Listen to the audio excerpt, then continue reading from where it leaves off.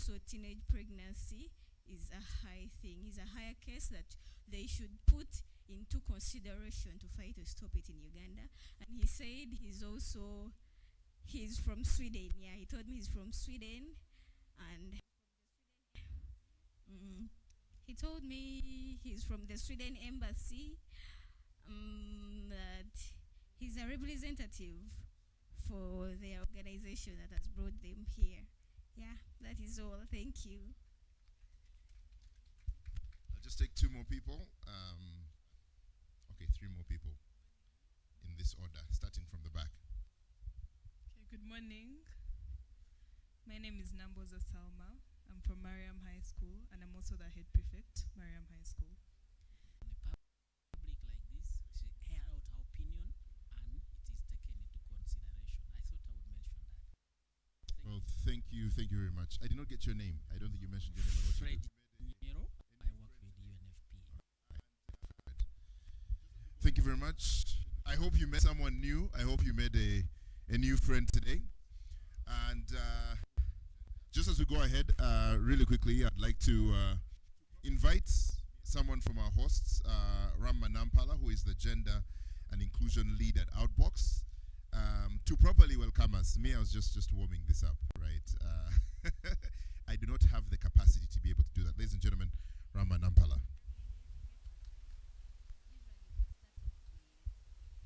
Thank you so much. That was a very engaging exercise. Usually we start off with icebreaker. Okay? Everyone stand up, say something, move your body in a certain way, let's get the blood flowing. But that was very good. So good morning, everyone. You're welcome to Outbox. Those that are here for the first time, please, you're welcome. Feel free, you can take a tour around the space. Those that are repeat guests, you're welcome once again. So I am Rahma Nampala, and I work with Outbox. I lead on gender and inclusion. Today I'm also standing in for my team lead, Richard Zulu. So he said, Rahma, you've been working with young people, you've been working in the gender space for so long, you've run a great deal of the programs that we have here at Outbox. You are very, very well placed to represent, and I am very honored to be here with you. Yes, so I will give you a brief intro about Outbox.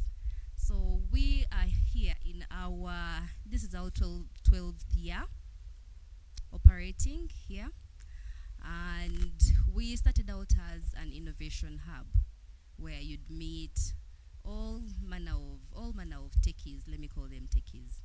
And since then we have grown on not just to work with techies, but also work with other young entrepreneurs, as well as other organizations that are looking to support entrepreneurs in their various ventures. Today we are here with our partners. We are here with UNFPA, we are here with Embassy of Sweden, and we are going to be talking about End Teenage Pregnancy. In short, we call that ETP.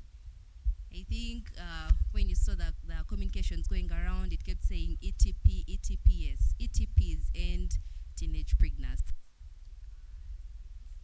So when we started our work with UNFPA, we started out with a program called Up Accelerate.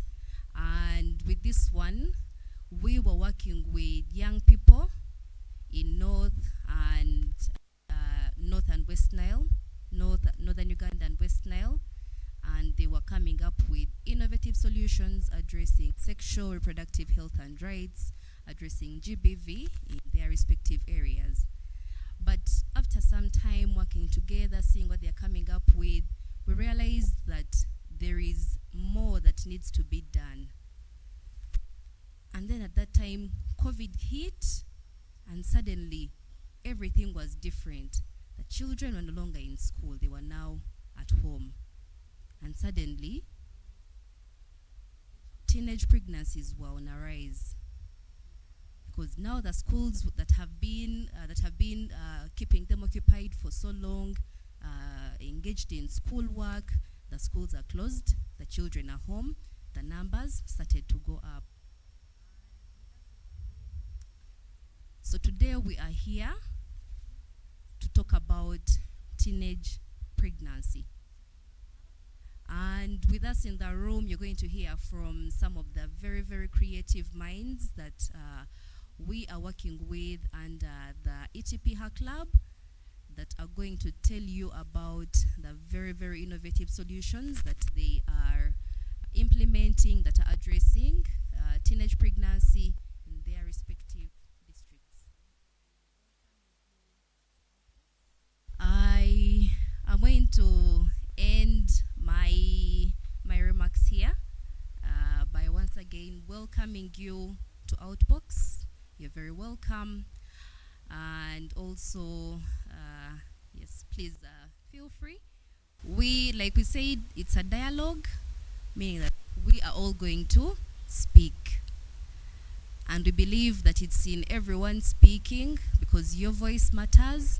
That's the only time when we can properly address these things and then find solutions, and also make sure that the solutions that we are creating are actually addressing the problem and that they are reaching the target beneficiaries. So once again, you're welcome to Outbox, and please enjoy the rest of your stay. Thank you very much, Rama, for those opening remarks. And if you grew up in an African household, sometimes you are tempted to be seen and not heard. It is a thing that happens. But that's what's happening here. All ideas, all conversations are welcome, and we hope that this dialogue is going to be the beginning of some very, very exciting solutions to the teenage pregnancy problem. Right now, I would also like to invite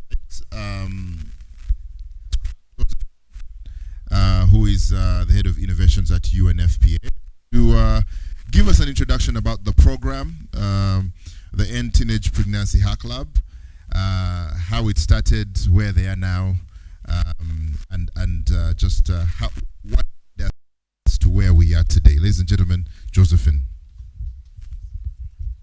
Thank you, Daudi. I like to call you Daudi.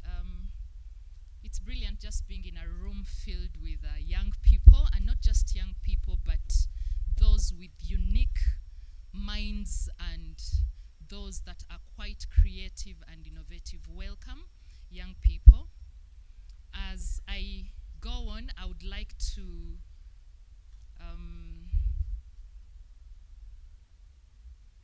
my YouTube live is playing, giving me feedback, so I'll put that off right away.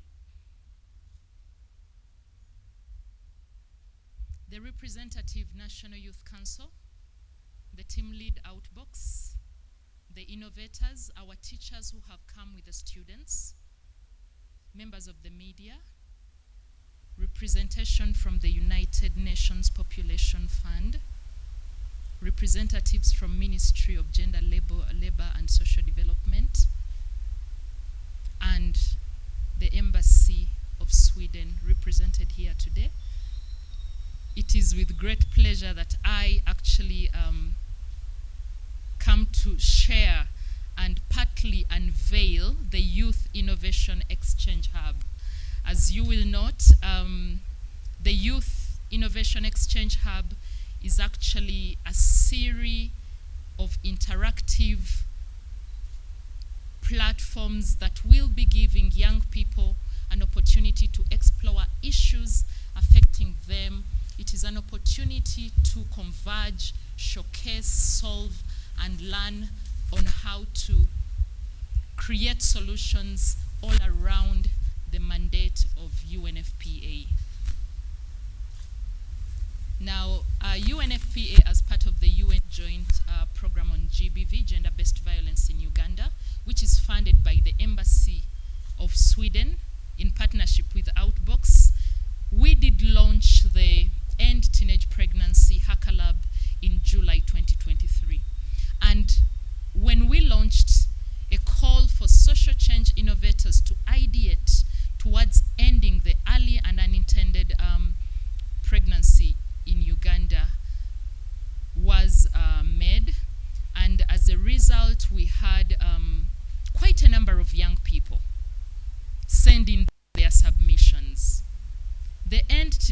Pregnancy HackLab, which is hosted by the SRHR incubator App Accelerate that Rahma talked about, that was formulated years ago as a platform to have all the innovators come together.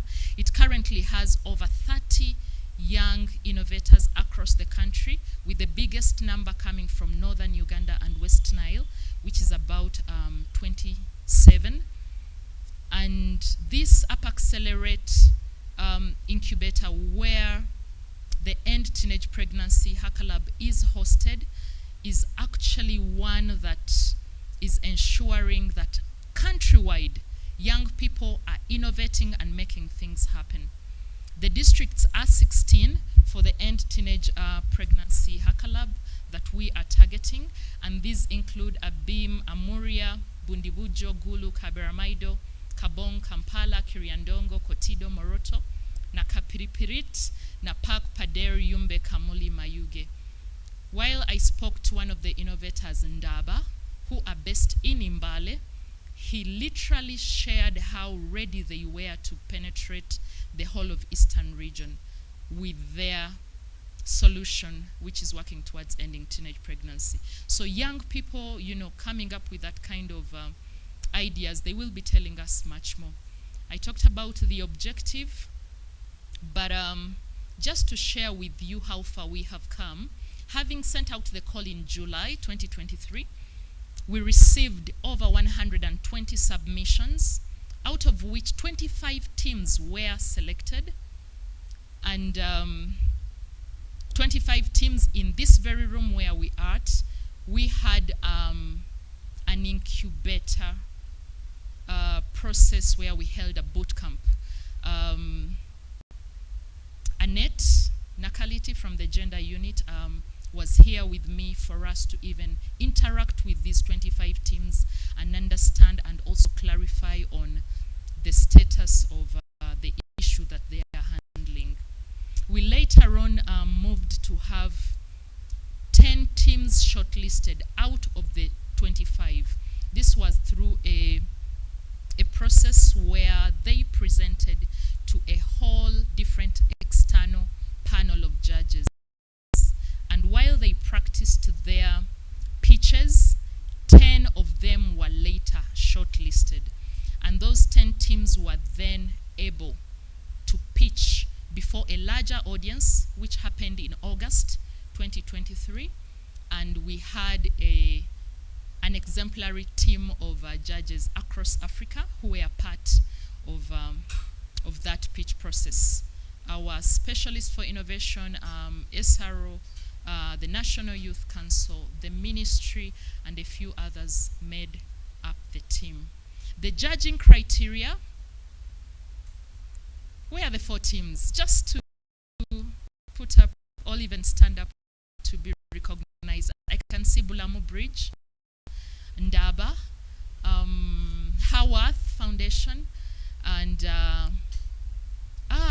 inclusive, DIV, it is diversity inclusion. Yes, DIV, they are right here. Team, just wave to the audience. They will be sharing their presentations and taking us through how their solutions are actually moving to impact greatly young people. The judging criteria was really tough. We looked at innovation and effectiveness. We looked at feasibility and scalability of their innovations, the impact they are going to create on the population, how adaptable and implementable, if that word exists, and how the team is composed, and what kind of professions are they, but above all, the sustainability element and the partnerships they bring on board. So, team of our winners for the 4 solutions to end teenage pregnancy, you are coming out of quite an intense process, and being here for you, being able to take this to the next level, we are highly expecting so much from you. Kindly note, the target was for us to have only 3 winners, However, 4 winners were found formidable, and here we move. Talk of adaptability. At a UNFPA, when it comes to sexual reproductive health and rights, we have to adapt to effectiveness, to measures that come up with solutions when we are accelerating the mandate through innovations. Thank you once again, going to Team Outbox that have been quite instrumental in this partnership. Rahma, who was here, Vanita, Mary, and a few others, all these led by Richard Zulu, who is currently attending the EU Uganda Summit and couldn't be here because he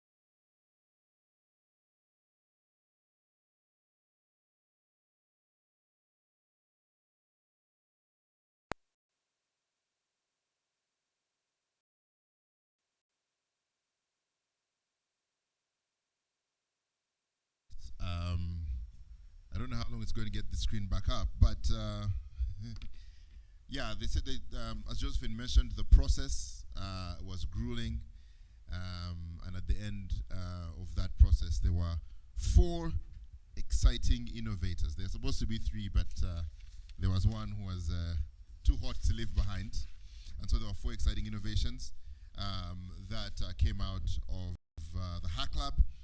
There was Ndaba Innovation Hub, Diversity Innovation Initiative, Haworth Foundation, and Welamu Bridge AI, who are doing very exciting things. And we're going to be hearing from them and what their solution is. Now, my request is going to be that as they present, if you have a question, you write it down, because we shall be asking questions at the end of all the 4 presentations for a few minutes, right? And at this point, I'd just like to invite Ndaba Innovation Hub. They're based in Mbale, Uganda. And they're a team of 5. And they're addressing the challenge of early and unintended teenage pregnancy. Now, of course, in a world where, memes and media can be very, very distracting, sometimes getting the message through requires a very different, very creative approach. And this team does it through Creative Comic Magazine that is also translated with verified and reliable sexual reproductive health information to empower in-school and out-of-school young people. Ladies and gentlemen, Ndaba Innovation Hub.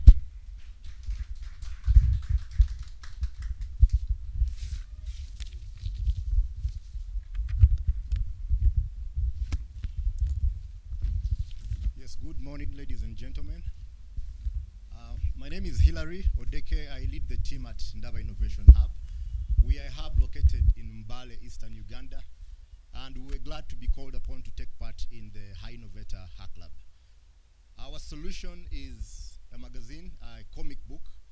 We have a team of writers, we have animators, and a plethora of other giftings, and now we brought those energies together to create the magazine, samples of which you are being given right now. So we have a pitch deck. I think maybe it can be loaded as I get set to take us through. All right, so we are based in Eastern Uganda, and this is what we are dealing with. By 2016, it was about 31% of the region in Teso that had teenagers getting pregnant. And as a team, we realized there is a lot that needed to be done, because a combination of school-going teenage girls and scarcity of verified sexual and reproductive health information was leading to early and unintended pregnancies that led to very many career prospects dying, dropping out of school. There were many forced marriages, and many girls were dying during giving birth. We may proceed. So these are realities we are dealing with right now as a country. about 1 in 4 girls, like our moderator had mentioned, is pregnant in Uganda. And 34 of the girls are married, 34% rather, are married by the age of 18. 28% of them, that's the biggest highlight we saw, 28% of maternal deaths in the country occurring are to girls between the ages of 15 and 25 years. These are very dire statistics. I know there's many more statistics there, but just because of time, we'll kind of just pass through those and know that there is a big scourge that is eating up this country. So this is what Ndaba came up with. From the time we moved to the eastern part of the country, we noticed that there was a big problem with young people. As a team, we decided to give information out through comic magazines. What we realized was the reason many of these young girls are pregnant is not because of anything else, but mostly around the fact that they do not have information that is verified. There is a lot of myths going on and shared among young people, and these myths are dictating what these girls understand of sexuality. So we came up with comic magazines, and these comic magazines are distributed among Ndaba peer clubs. In Mbale, we have clubs that we have set up in many schools. In fact, just last week, we added about 5 schools to our network. So we have clubs set up in schools, and through these clubs, these comic magazines are distributed. Now, the reason we have these clubs is to build a community around the comics. So we have continuous stories that are told in the comic books, but now we have young people that would like to learn from the next one. They like to follow up and find out what else is going to come in the next issue. So we also have competitions that we organize around the same magazine. So with the information they've learned, we push them to ensure that they come up with different arts, such as stories. They come up with songs and other forms of entertainment, but these are geared towards sharing information with their friends. So with this solution, this is how we pull it off. Firstly, we publish magazines. We have a team of writers that come and create customized magazines. The comic books are custom to each community. For instance, if we make a magazine for Kampala, it will have a story that fits within the Kampala youths and will work with what they know. When we go to northern Uganda, it's the same thing. So every comic magazine is custom to the community. Then next, we engage stakeholders. We have schools, we have community leaders, we also have authorities. Of course, for us to penetrate schools and other communities, we need to have the voice of the leaders. Next, the clubs are set up. These clubs, like I mentioned earlier, are communities around the comic books, and through these clubs, the information is dispersed. We offer peer support, and then we also have mentors. We work with very many ladies in the eastern part of this country that are influential, and now there's a big number of young people that want to be like them. That is the reason we have the mentorship. Then we have the competitions that are among schools, and eventually we have follow-up counseling through which we get to learn individual needs of students and tailor solutions to each and every one of them. Now, our sustainability questions may be asked: how do you maintain this?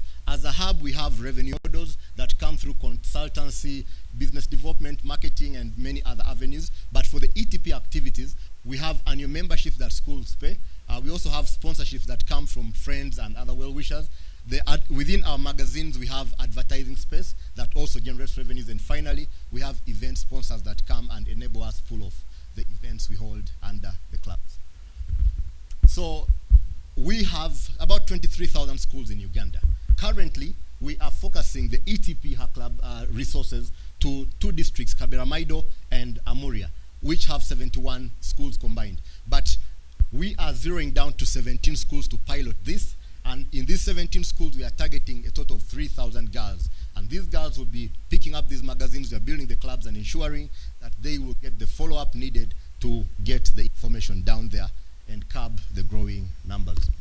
So since we began the club activities, we were able to give out about 500 books in 2021. We've further scaled that up. After pitching here in August, we went and opened more clubs, and we have since distributed another 2,000 books, and we are looking to scale the numbers up.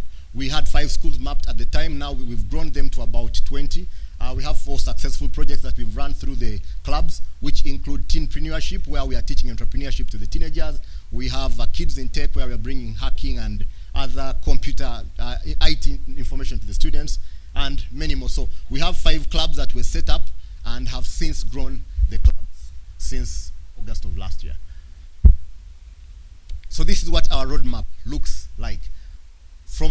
2023, we can map 17 schools, and by the end of October, we had established 17 clubs. So for the November and March events, we pushed them to this year, and now we are looking forward to start the distribution of the books sometime next week. We'll be distributing the magazines, and then we'll be organizing an arts tournament by March. End of March, we'll be organizing the tournament among the different students. So why choose Ndaba? We already we provide customized innovation. At the hub, we have what we call community innovation, where we come up with solutions tailored to particular communities, like I mentioned earlier, but we also have established student networks. We have many schools we are reaching out to, but of course, because of resources, we have clubs active in a few.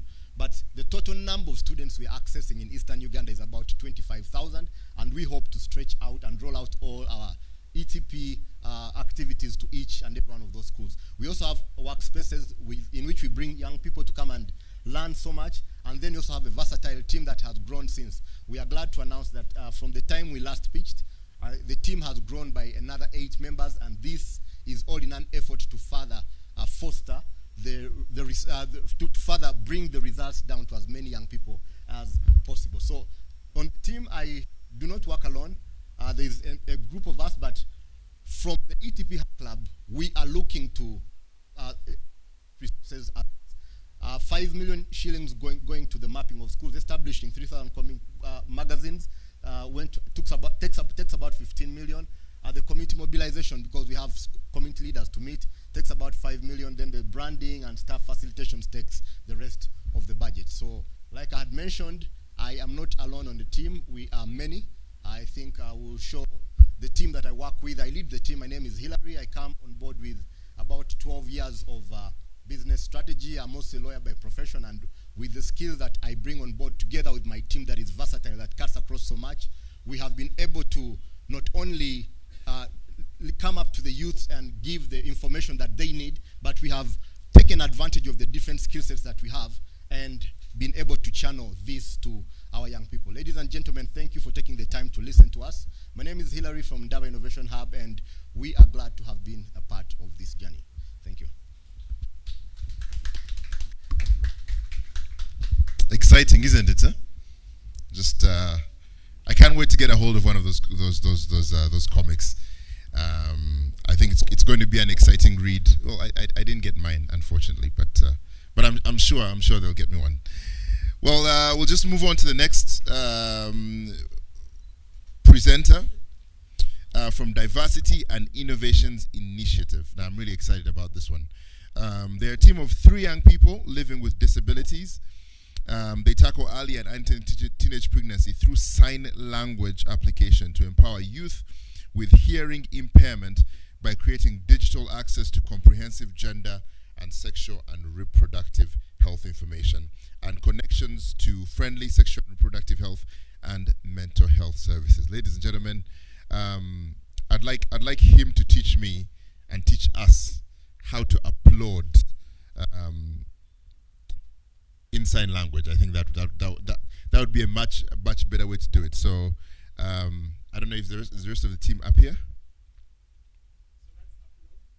This is how we applaud. So if that's what we do. So then we can all learn. Let's try, guys, so we can know. When I tell you applaud, you know exactly what to do.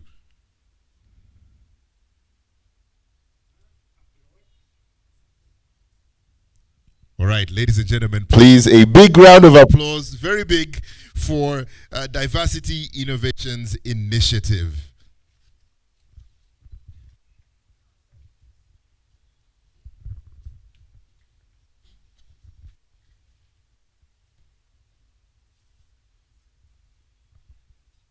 Thank you very much, MC, for giving to me this opportunity. Ladies and gentlemen, good morning, and young people as well. My name is Akoli Joseph, and that is my sign name. I am part of the founder and the lead team from DIV. I am here with my colleague. She also introduced herself. Good morning, ladies and gentlemen.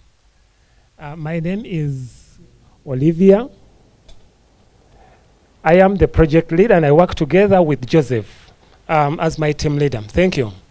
Now, ladies and gentlemen, we are going to share information about our organization, diversity, rather DIV, and what we do, and the interventions that we plan. First of all, we want to thank the Embassy of Sweden and UNFPA and Outbox for choosing us as one of the teams and also funding us. Thank you very much.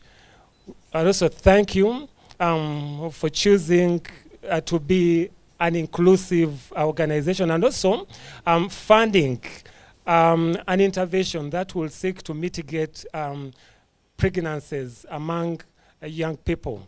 Now, about Diversity Innovations Initiative, we are a youth-led organization, legally registered in Uganda. We were founded in 2021, and we leverage on technology and innovation to improve on the lives as well as to accessibility for persons with disabilities in Uganda. At DIV, we look at the social impact and also as well as having the business model in our approach. Next slide, please. So I'm going to hand over to my colleague so she can take it from me. So briefly, ladies and gentlemen, talking about DIV and ETP. In Uganda, according to the statistics that is there, out of the 12.4% population of persons with disabilities in Uganda, deaf persons occupy about 1,883,649. And these are people who face a lot of challenges, especially youth, deaf youth between the ages of 13 to 19. Because of limited access to information and related to sexual and reproductive health services. And because of that, a lot of diseases and challenges, say infections and others, continue to affect this group. And then also secondly, the youth-friendly, rather disability-friendly services. The services these people can get are not friendly because the health workers out there who would provide the sexual and reproductive health services are not conversant in sign language. So look at a scenario where a deaf person comes to access SRH services and the service provider cannot communicate to them. So both of the challenges have resulted into unwanted pregnancies because of lack of information on how to mitigate, on how to prevent these pregnancies, and then also drop out from school and other impact and other challenges that are as a result of that. Joseph, can you continue with us? So we have an innovation, ladies and gentlemen, that we have worked on for the last 6 months as DIV, and we have an app. An app we believe will provide deaf people with digital access to comprehensive sexuality education. This app will provide this information in purely sign language. This is how the app works. The app will be loaded with videos. These videos will be in sign language, so we shall have someone who will provide this information in sign language. And this information will be designed in a very simple way for everyone to understand, for all categories to understand. So when someone goes to the app, they will be able to download this information and access it from anywhere. So we believe that with this app, deaf people will be able to have most of their questions and inquiries sorted out there. Next slide, please. So with our innovation, we believe that there will be increased availability and utilization of deaf-friendly SRH information and services in Kampala. And secondly, we believe in increased awareness and reduced incidences of teenage and unintended pregnancies. And we are looking at 600 deaf adolescents here. Yeah, so those are the ones we believe. Our catchment area is Kampala. So our areas of collaboration, for now, the app is based in Kampala, but our future plan is to have it spread out to all other regions in Uganda, outside Kampala, and also to increase the reach beyond, rather sign language training for health workers, so that they can, they can also provide these services in sign language. We have partnered with Naguru Teenage Center, and so we hope we shall train them in sign language, and after training them in sign language, they will be able to provide these services in sign language to the deaf adolescents. We also piloted the innovation in humanitarian context. We have got feedback from the target population that we have. Joseph, please, will you continue?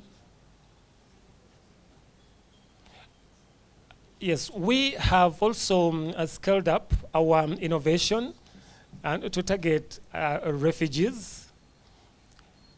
And so on this, we call upon our partners who have given us the funds to continue also funding us in that.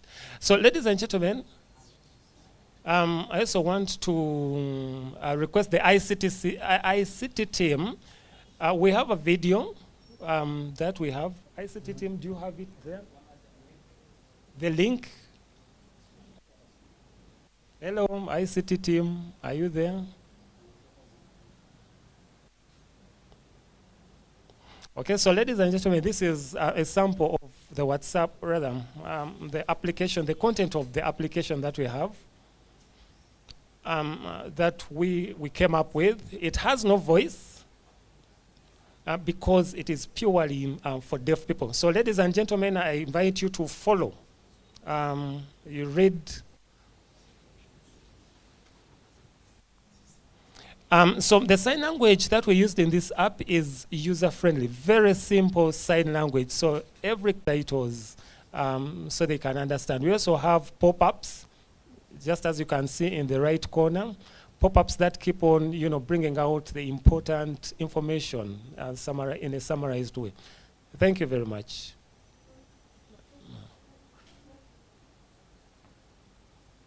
So we are done with our presentation.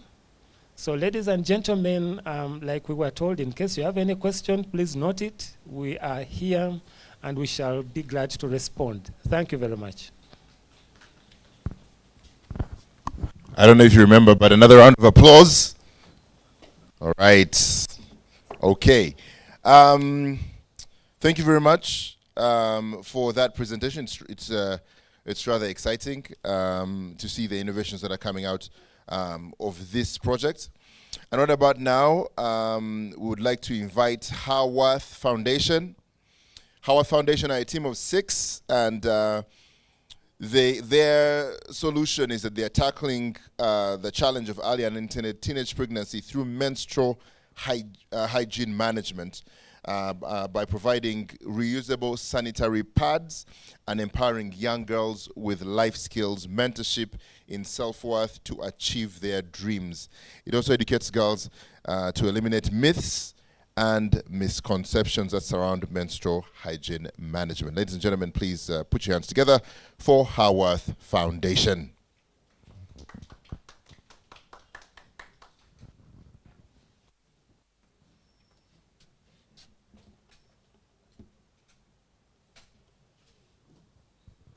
Thank you very much, distinguished guests, ladies and gentlemen.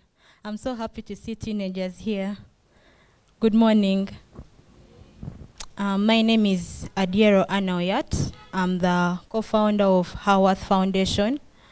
Haworth Foundation is a female youth-led, community-based organization. We are based in Gulu City. We started in 2021. Till date, we have been operating. Our thematic areas, majorly, we base on mentorship of the girls. We give education on menstruation, menstrual hygiene management, life skills, and also SRHR. Not forgetting, of course, they have to be in school. Education is a must, though we mentor both the girls in and out of school.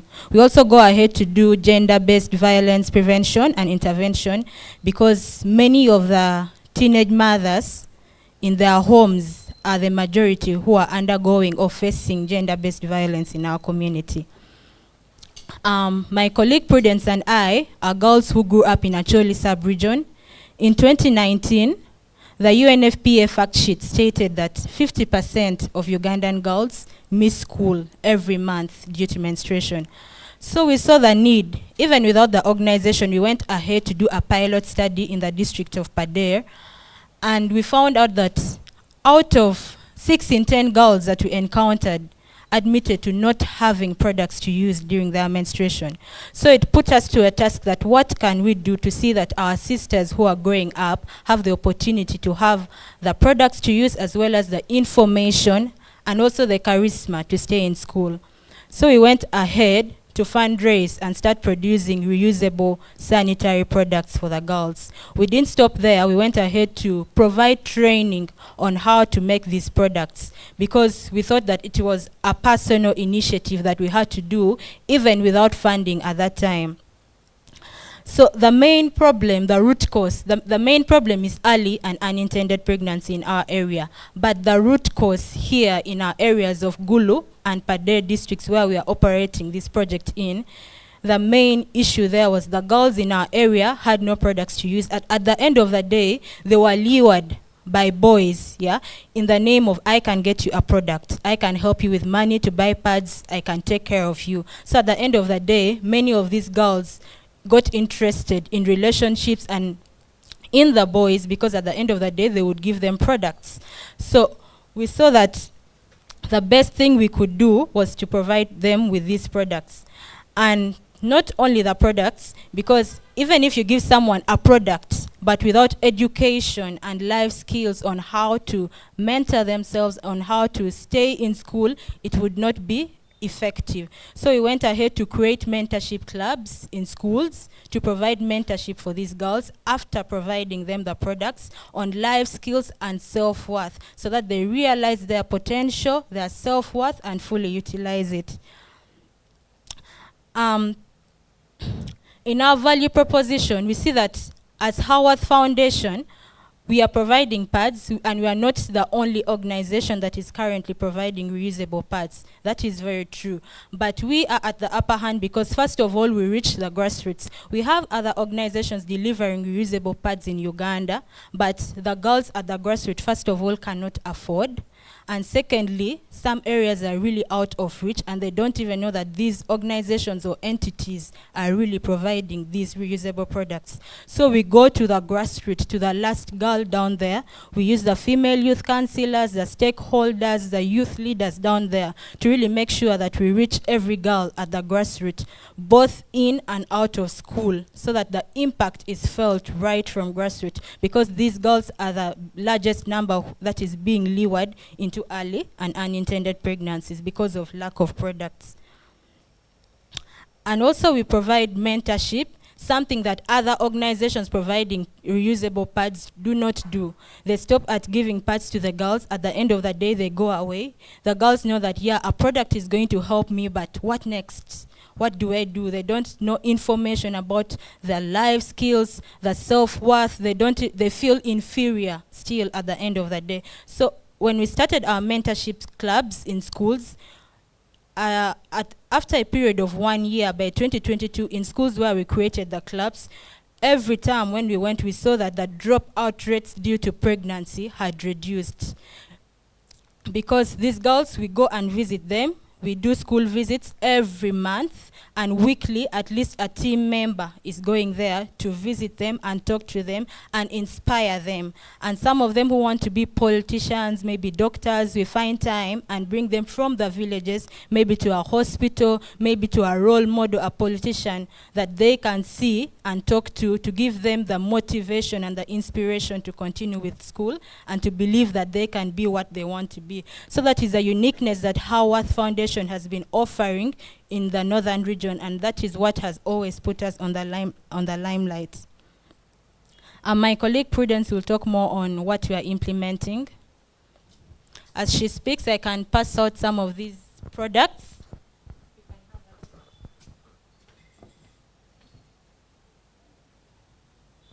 Well, thank you very much. My name is Apio Monica Prudence, the founder of Howarth Foundation. Now, according to the National Strategy for Ending Early Marriage and Teenage Pregnancy, 2022-2027, it shows that girls in rural areas lack mentorship.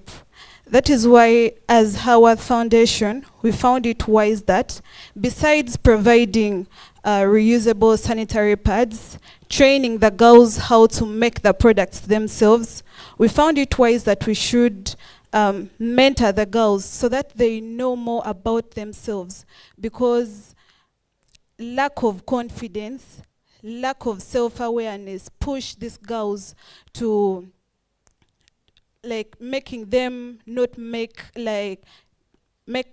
wise decisions for themselves. So we found it wise that we should provide mentorship to the girls, and by that we have created mentorship clubs in schools and community, of which we are targeting 3,000 young girls, and out of the 3,000, 80% are going to be school-going girls, and 20% are going to be girls out of school.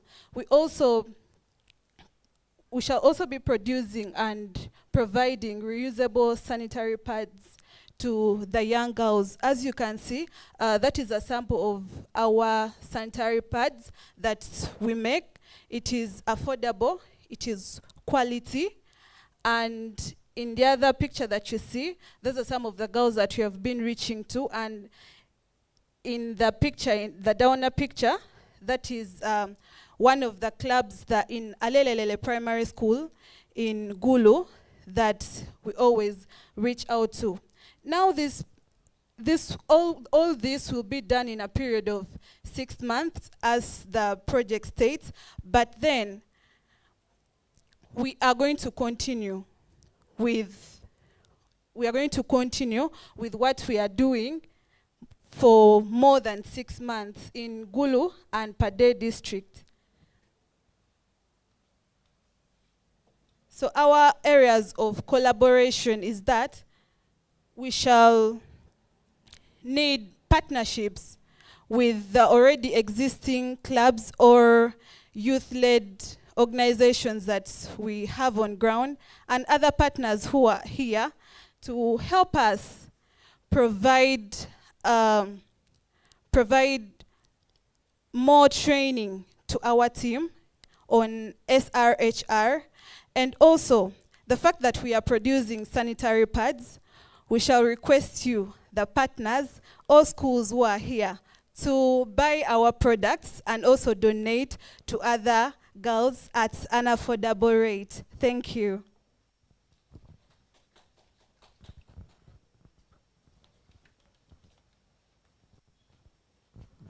Well, thank you very much, Howarth Foundation.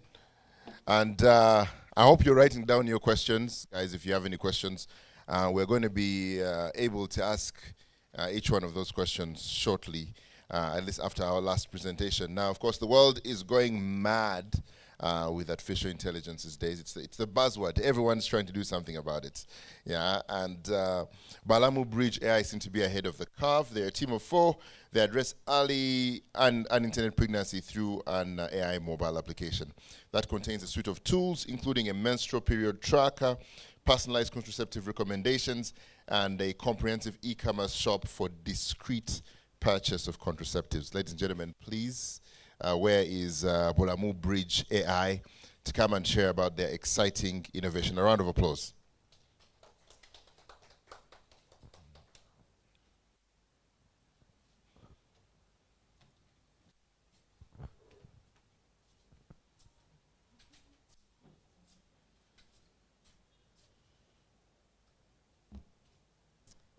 Thank you, Dodi. Hello, everyone. My name is Teddy Nalwanji. I am the co-founder of Bolamu Bridge AI. We are a company founded in 2021. We are digitizing access to maternal care and sexual and reproductive health services in Uganda, and at the same time delivering essential healthcare products. Our aim with the ETP HackLab is to bridge the healthcare gap among pregnant teenagers in Uganda using our digital products, which include My Femi Hub app that is available in Google Play Store. We also have our WhatsApp chatbot that provides consultation to teenagers. Now, the major problem that has us all here in this room is that according to UNFPA, over 8,000 teenage pregnancies were reported in Kampala in 2020 alone. The teenagers in Kampala, Uganda, have high rates of unintended pregnancies due to lack of practical guidance about SRH and the stigma associated with seeking sexuality education. So majority of these teenagers end up making risky decisions and engaging in risky sexual behaviors. So for Bolamu Bridge AI, we are bringing our interactive platforms where the major thing that we are providing to the teenagers is credible information, especially around menstrual period tracking, because that's the major way that we can combat these teenage pregnancies. Now, via our apps, teenagers will be able to track their pregnancies. They can get information that is credible and discreet about sexual and reproductive health. They can receive support from certified healthcare professionals, from counselors regarding their sexual and reproductive health, in addition to emotional support from their peers via community support groups that are available on our apps. Additionally, these teenagers can order for products from our website that include contraceptives and other SRH commodities.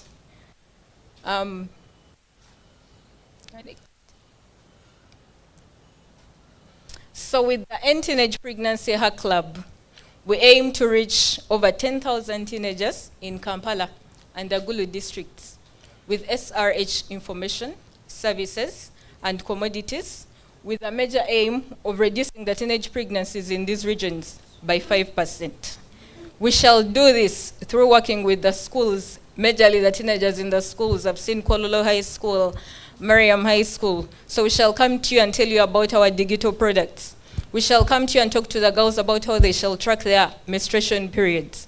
We shall come to you and talk to the teenagers about how they can connect with the certified professionals that we are working with via our products. We also hope to work with community-based organizations. We have seen Howard Foundation. We hope to have your products available on our website so that the teenagers can order for them easily. Additionally, we hope to implement a toll-free line. We understand that majority of you, our teenagers, you may not be able to access smartphones.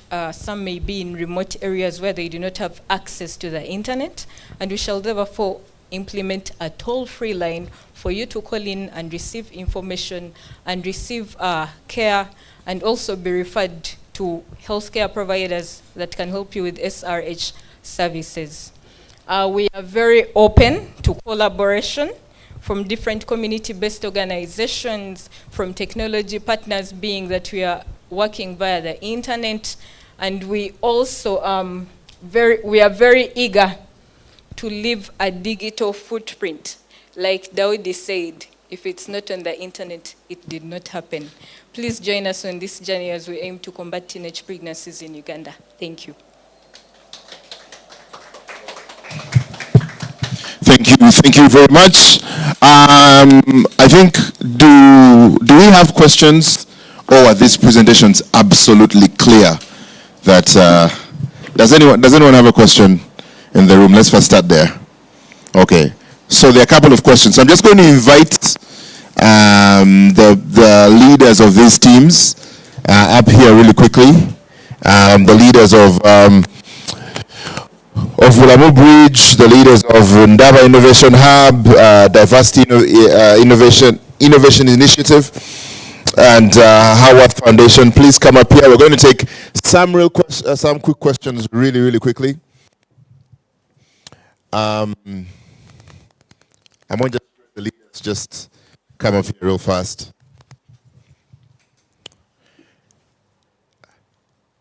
And you're going to be given 30 seconds to ask your question, right? We have such a limited time and so much to go through.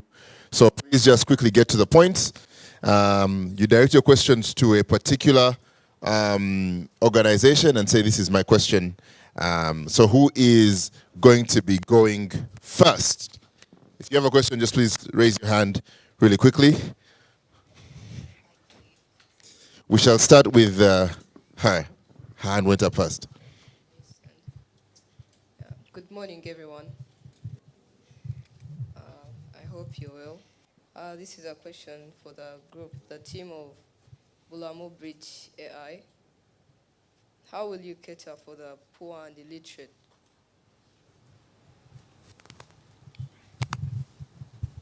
All right, thank you. So for Bulamo Bridge AI, we have a target group, basically people who are in schools and people who need the knowledge. So our target population is from 13 and above, and people who are in menstruation cycle and actively seeking knowledge.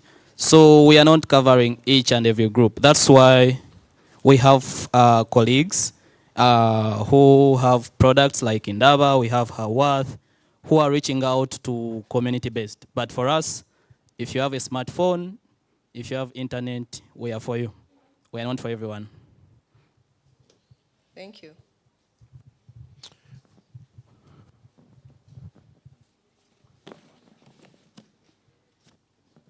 Good morning, everyone.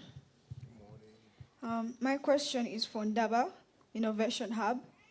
I understand you make comic books and magazines and distribute them to schools in Eastern Uganda.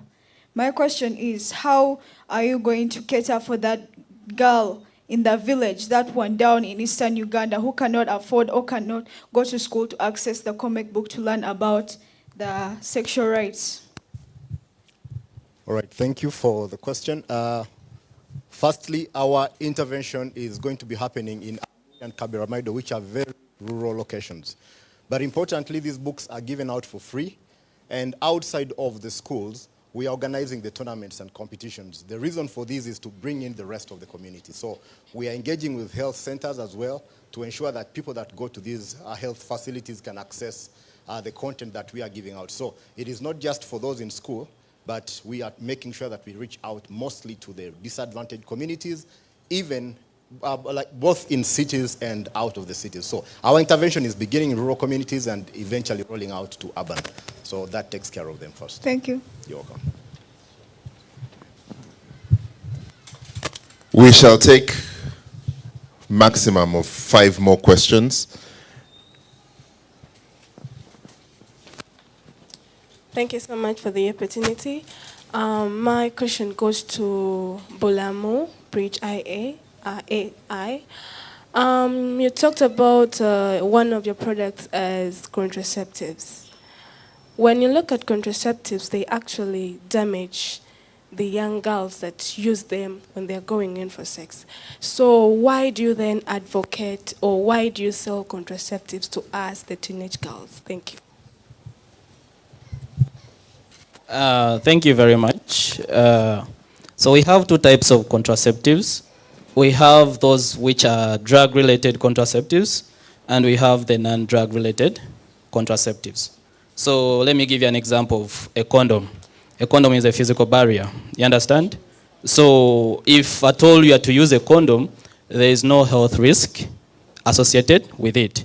However, if you choose to go for a drug-related contraceptives, they are given at specific ages. That's why before you opt for any contraceptive, we give you information, we give you risks associated with the contraceptive, and we give you the safe option that you can go for. So as a teenager, as an e-commerce platform, we are licensed to distribute non-drug related contraceptives. Understood?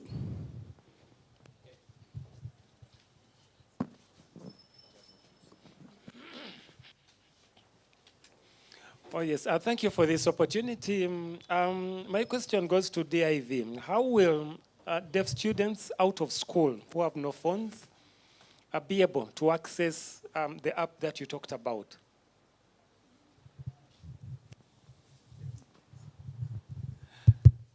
Thank you very much for that question. I can answer it clearly is that our application is digital, and it comes in two ways, how we're going to roll it. The first one, you as a student, you can access this application. For example, when you're at home or when you have access to those who have internet, they can download the app, and then this information will be stationed or saved offline. And if you can't access internet, the other channel that we are looking forward to disseminate this application to continue leaving it online for those who can access the internet. Those who cannot will have to download it and use it offline. Thank you. Well, thank you very much. We'll take two more questions. Thank you so much. Good morning, everyone. My question goes to, I think it's Ndaba. Well, you talked about comic books, right? My question is, how will that young person that you're targeting that has a visual impairment, that is maybe blind, have access to this information?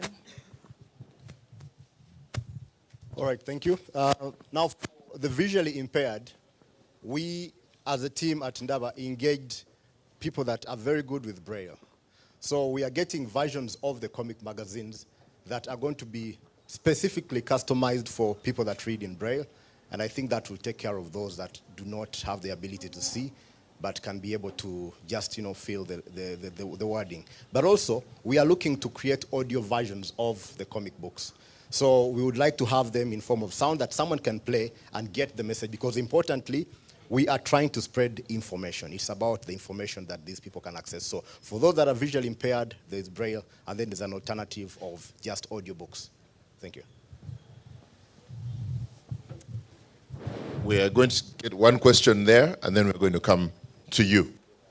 Thank you, and good morning. I'm glad one of my questions was asked by the latest person that asked the question. My second question goes to DIV. You did mention that your area of focus is Kampala. Now, according to statistics, the prevalence of hearing impairment is mostly in the rural areas. How do you plan on having this issue tackled with the most affected? Because the people in Kampala say they can easily access information and are catered to a certain extent, as opposed to those who are in rural areas that really miss out on lots of things. Thank you very much for that question. It's true that right now on answering your question is that we are still focused in Kampala, but with time we tend to roll on to spread out, and we'll move out of Kampala and we'll approach those in rural areas. We hope with the funding in the future we shall expand. Okay, thank you. Then the other question goes to the group that said I think it was Ndaba or Bulamo, one of the two said that they're targeting the underprivileged persons.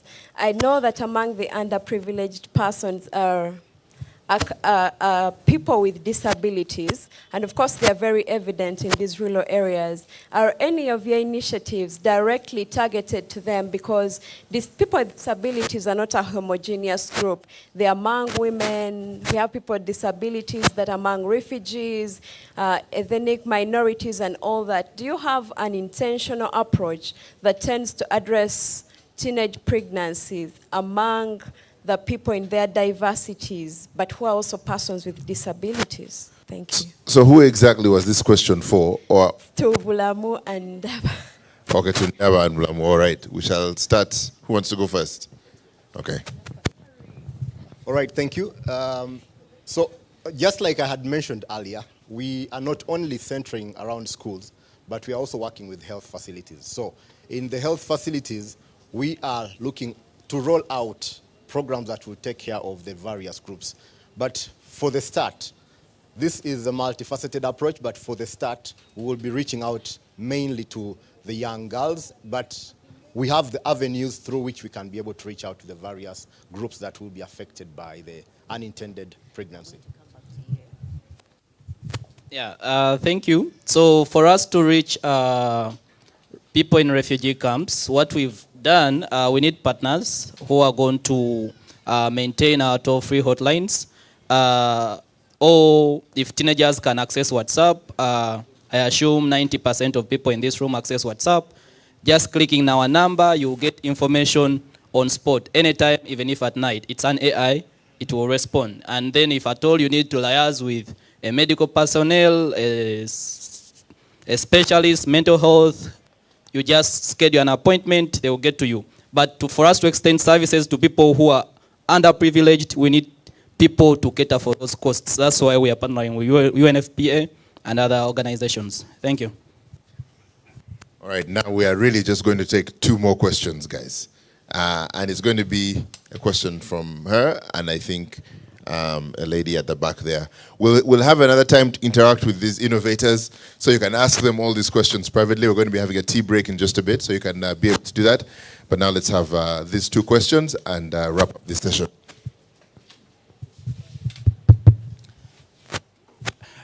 Good morning to you all. Once again, I'm called Shakira Nabakoza from UNFPA. I have basically, in a summary, 3 questions, but the first one to DIV.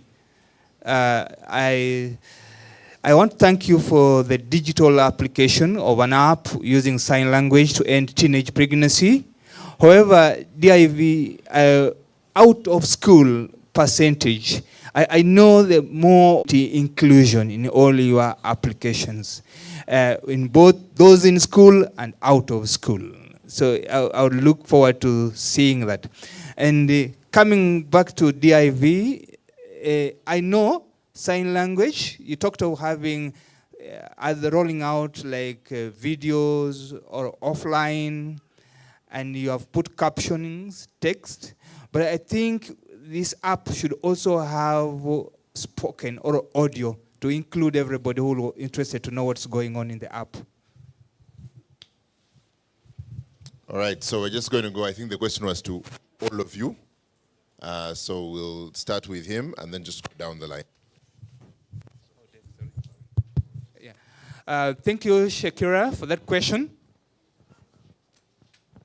First, the issue of including audio in the app, this can work out. We can add audio for those. The app basically focuses on the target of the deaf persons, but if audio is interested, but we thought signs would take precedence and then we're captioning with the words, those who cannot get it from signs. But I hope I've answered you well, Shakira.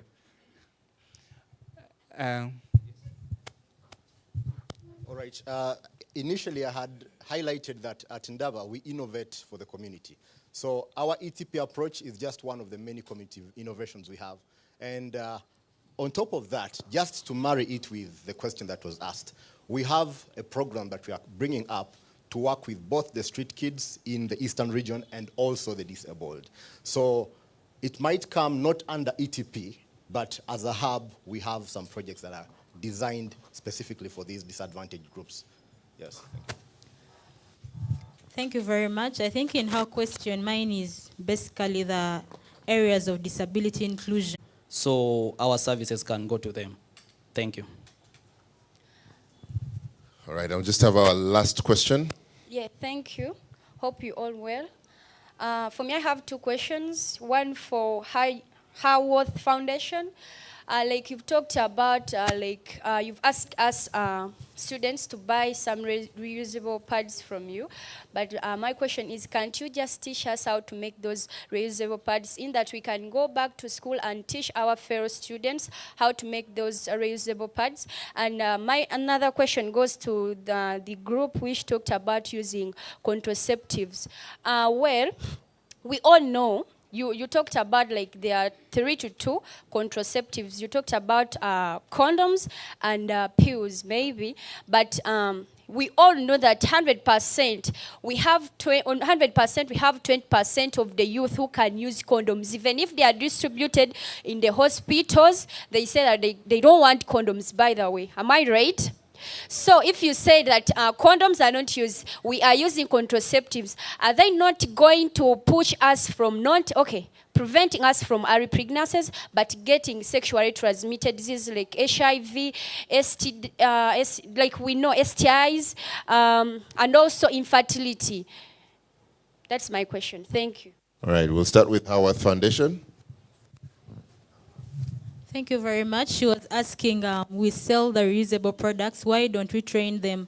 I think if you had in our value proposition, we sell the reusable products, fine, but we also give training on how to make these reusable products using the available materials. And we also educate the girls about the available materials, because we cannot just sell for you products or even give you products for free and go away. So even if the sustainability of the product is a year or 2, what happens when we are gone? So we give training on how to make these products when we are gone. The ones that we leave in our clubs, in the mentorship clubs in schools, is for the immediate need. Maybe someone will need it immediately and they don't have a product at school. Those are the ones we leave in clubs. But we train the girls wherever we go to give the products. We make sure you remain with the knowledge on how to stitch the product even when we are not around. Thank you.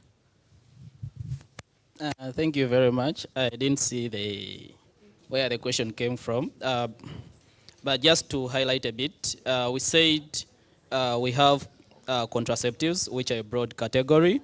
That is 1. 2, before getting a contraceptive, you are given adequate information about the pros and cons of each contraceptive. Just like when you get headache and you go buy paracetamol, you are told that paracetamol is harmful to your liver, but you go on to take paracetamol. So these are teenagers who are highly sexually active, and you tell them abstain, they don't listen, they go on to practice sex. So what happened in 2021, we had actually a condom shortage in the country. Just in Makere here, where we're distributing condoms, all tins were empty. It means people actually using condoms, not just these excited teenagers who are saying they don't know how to use condoms. We can still teach you how to use a condom. So my other point is about the drug-related contraceptives. Of course, they have side effects. That's why before we tell you to opt for that option, we give you information that I'm going to give you this pill, but there are side effects. You understand? And then we also have non-drug, non-hormonal related contraceptives. So those are safer. But to a teenager, the safest contraceptive I can recommend is a condom. But if you insist that you don't want a condom, I can put an IUD, because I know the IUD does not release any hormones. If it doesn't affect your hormones, it is safe.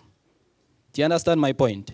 So before you go for any drug, be it drugs, be it foods, even the foods you are eating, there are always side effects associated with them. So where the risk outweighs the benefit, it's for you to decide. Get my point? Well, a very big thank you to our innovators, ladies and gentlemen. I know you have lots and lots of questions, and we're going to be having a tea break in just a bit, so you can approach them individually and ask them those questions. Thank you very, very much for those answers. Of course, in just a bit, as I mentioned, we'll be having tea break. That tea break is going to last 15 minutes. We request that you go out, get your tea, and just come back in here so that we can redeem some time. We started a bit late, and we'd like to be able to end this on time. But also, as you do that, I would like you to just give some thoughts to this conversation. As we said, it's going to be a dialogue. And in the next session, when we come back, we're going to want to hear from you, right? Your realities, your situations, you in the communities, the things that you're facing, the things that stand in the way, the things that our friends from UNFPA and Outbox and all the innovators and people from the Embassy of Sweden can hear from real people with real experiences, so we can understand how to build adequate solutions for you. But we'll take a break for 15 minutes, and then we'll be back in just a bit. Thank you very much. Please, the tea is just, you go around. When you get out the door, turn left, and you'll be able to see where that break is being served. And if you'd like to use the washrooms, you just again take a left and go all the way straight to the end of the corridor. The ladies' washrooms are on the left, and the gentlemen's washrooms are on the right. And also, if you're on social media and you are sharing what's happening, please don't forget to use the hashtag End Teenage Pregnancy. And we'll be able to get a lot of those opinions. If you have something that you'd like to share, I would like to hear about that. Thank you very much.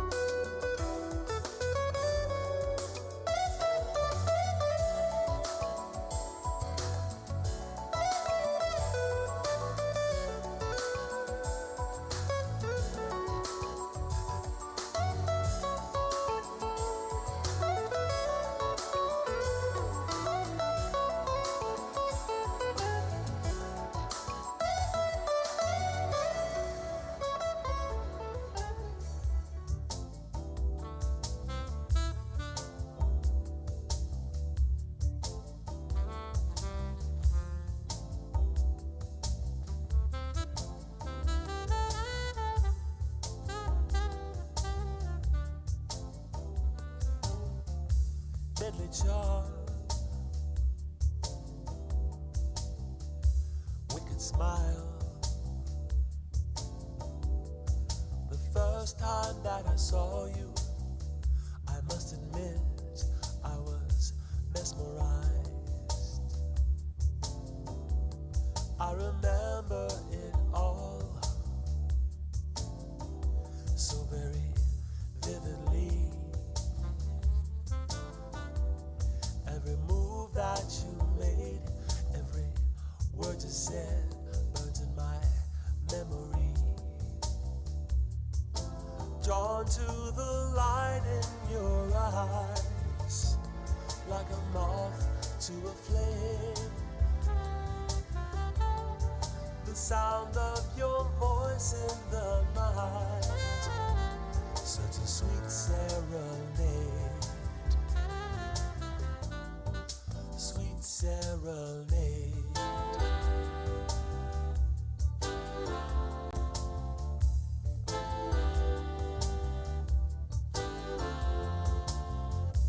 Every move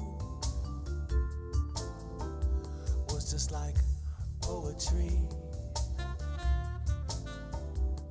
From the look of your eyes, gazing into the night full of mystery. And just like Mercury, you can be hard to hold. You shine like the diamond of a distant star. You're more alluring than gold. Drawn to the light in your eyes, like a moth to a flame. The sound of your voice in the night, such a sweet serenade. Drawn to the light in your eyes, like a moth to a flame. The sound of your voice in the night, such a sweet serenade.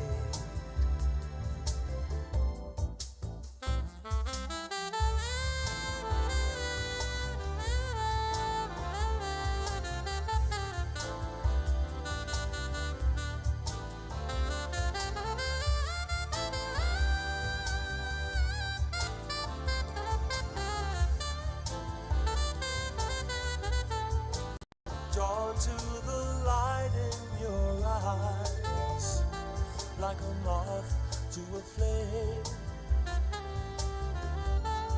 The sound of your voice in the night, such a sweet serenade. Drawn to the light in your eyes, like a moth to a flame.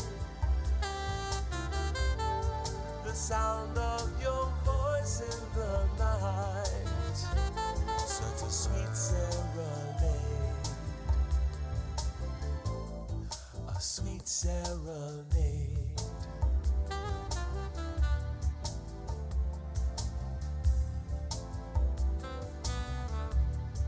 A sweet serenade.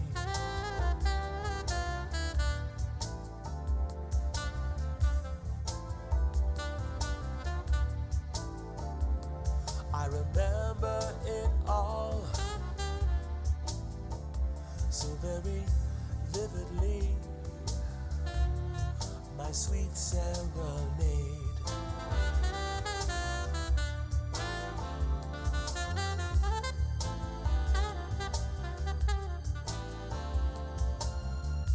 Every move was just like poetry. My sweet serenade. Sweet serenade.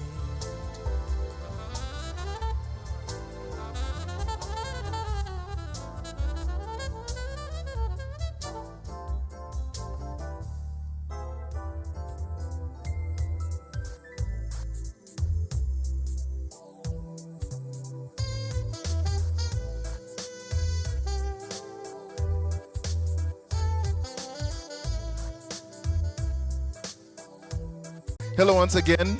I hope we are fine. We have something in our bellies and are ready for the next session, right? In the next session, we're going to be having a couple of activities. We'll be hearing from a couple of people, but also we'll be having panel discussion and an open discussion, just hearing from lived experiences. But before we do that, again, to just warm us up, I would like 4 representatives, maybe someone from Richer Hand, just someone from the schools, maybe 2 students, and then someone from UNFPA. Just really quickly, just let's have some volunteers. All right, there we go. Someone from Richer Hand, just one person. Just please come and stand here right next to me.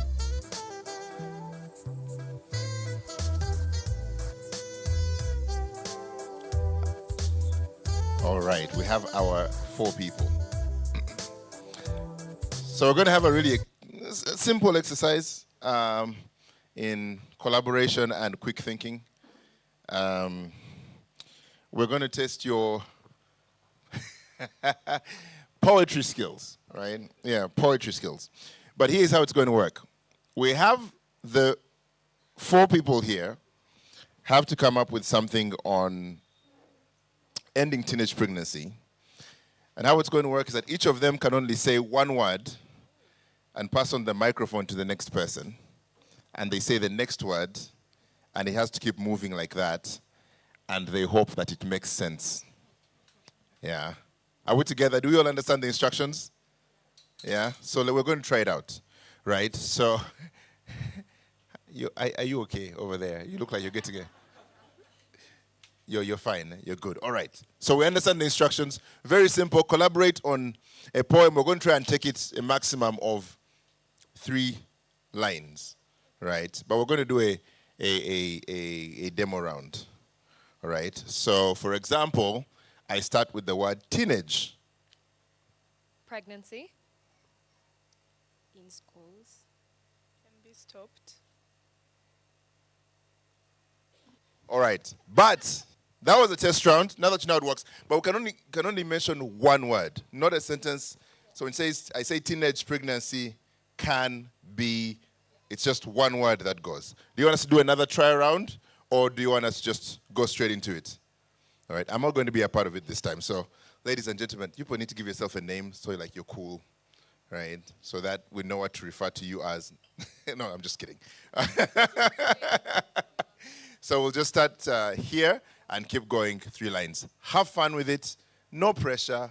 There are no wrong answers, right? It's just to get us warmed up for the next session. Yeah. Okay. Let's avoid teenage pregnancies.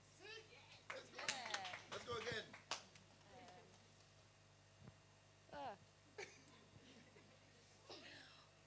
We can stop teenage pregnancies. Okay, now we're going to start over there. Let's work together to maintain good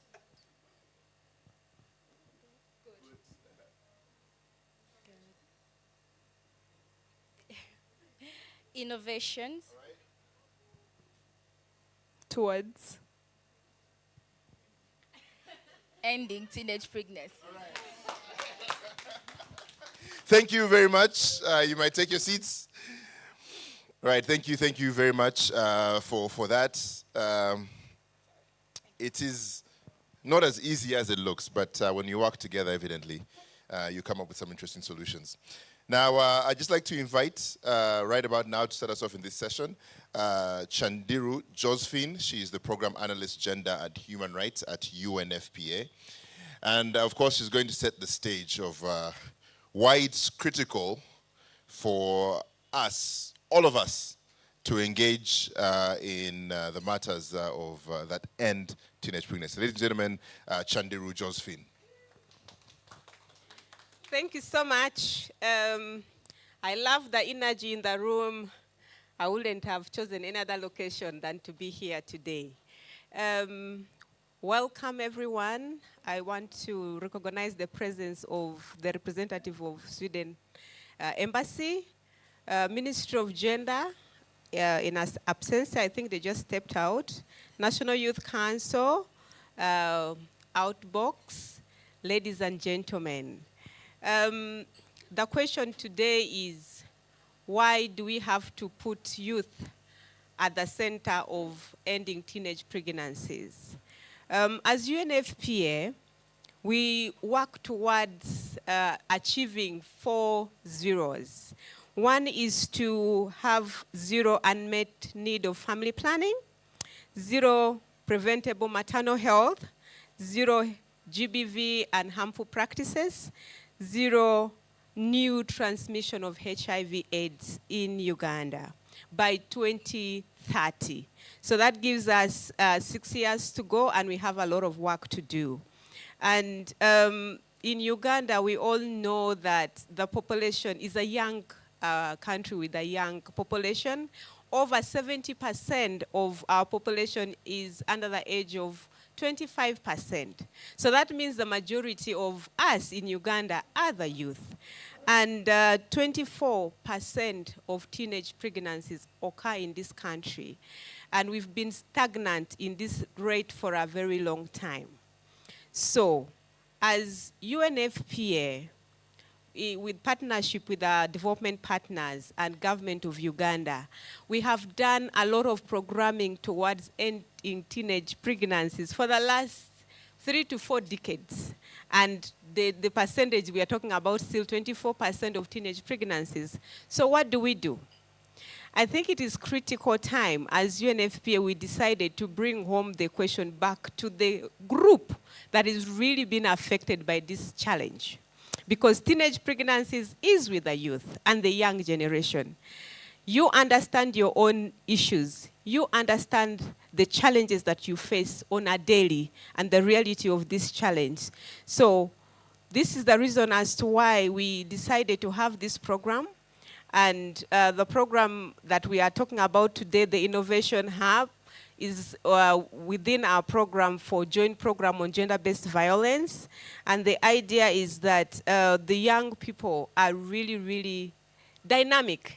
And you have seen with the 4 great innovators as they presented what they have, what they are doing in their own communities to change the narrative.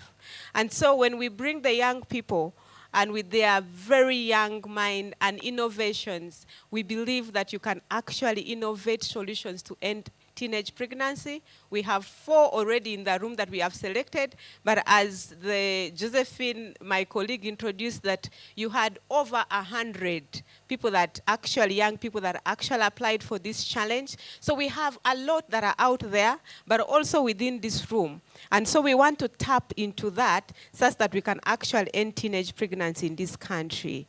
Young people, really, we know that you listen to each other. So if you are offering solutions to this challenge, your fellow young will listen to you, will be able to address the monster that is within us. And we can only do this through innovations. Because I think innovations is the way to go. We cannot only sit and do the usual community sensitization and stop there and think we will fix the problem. So as we've seen, these different innovations really help us, and we are looking forward to greater benefits and actual results from this. And our dream is that through this, engaging the young people from today and going forward, we'll be able to bring these statistics down. Because you'll be able to tell us how we can actually solve this problem, this monster that is with us. The young girls know the impact of teenage pregnancies. Some of you end up not going to school. Others drop out completely. Others die in the process. We're talking about the 18% that actually die during during the time of giving birth, and all this. And of course, if you've not gone to school, you have the challenge of not being able to have enough skills to be employable, and so that leaves you to vicious circle of poverty. So for us to break this circle of poverty, we also need to address teenage pregnancy such that the young girls in Uganda can be able to go to school and use their brain to develop this country. And as UNFPA, we also have tap into the young people, and as a country, very important for reaping the demographic dividend. If the young people are not at the center of defining their own development, then we will not be able to reap from the demographic dividend. So we are here today to listen, to learn, and hear from you as young people. Feel free to exchange the ideas and tell us how best to fix this problem that we are facing as a country. In a special way, I really want to thank the 4 innovators that have really showcased what they are doing today. We are looking forward to reaping the benefits and seeing real change and change stories that will be coming from you. We are looking forward to your change stories that you will document and share with Uganda and the entire world on what you're doing. But also we want to thank in a special way our development partner, the Embassy of Sweden, for this support. If it wasn't for the support, we will not be in this room today. We want to thank government of Uganda for working with us together in this journey. And we want to thank all the young people that are in this room today for coming to be part and parcel of this great innovation and we are launching today. Thank you so much. Have a good day.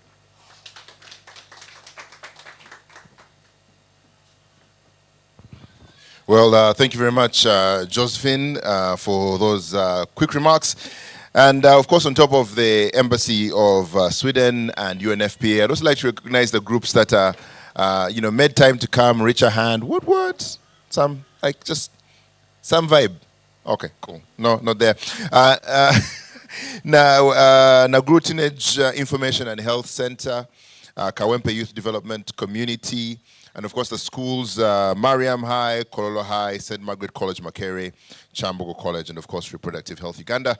Thank you so much for being here.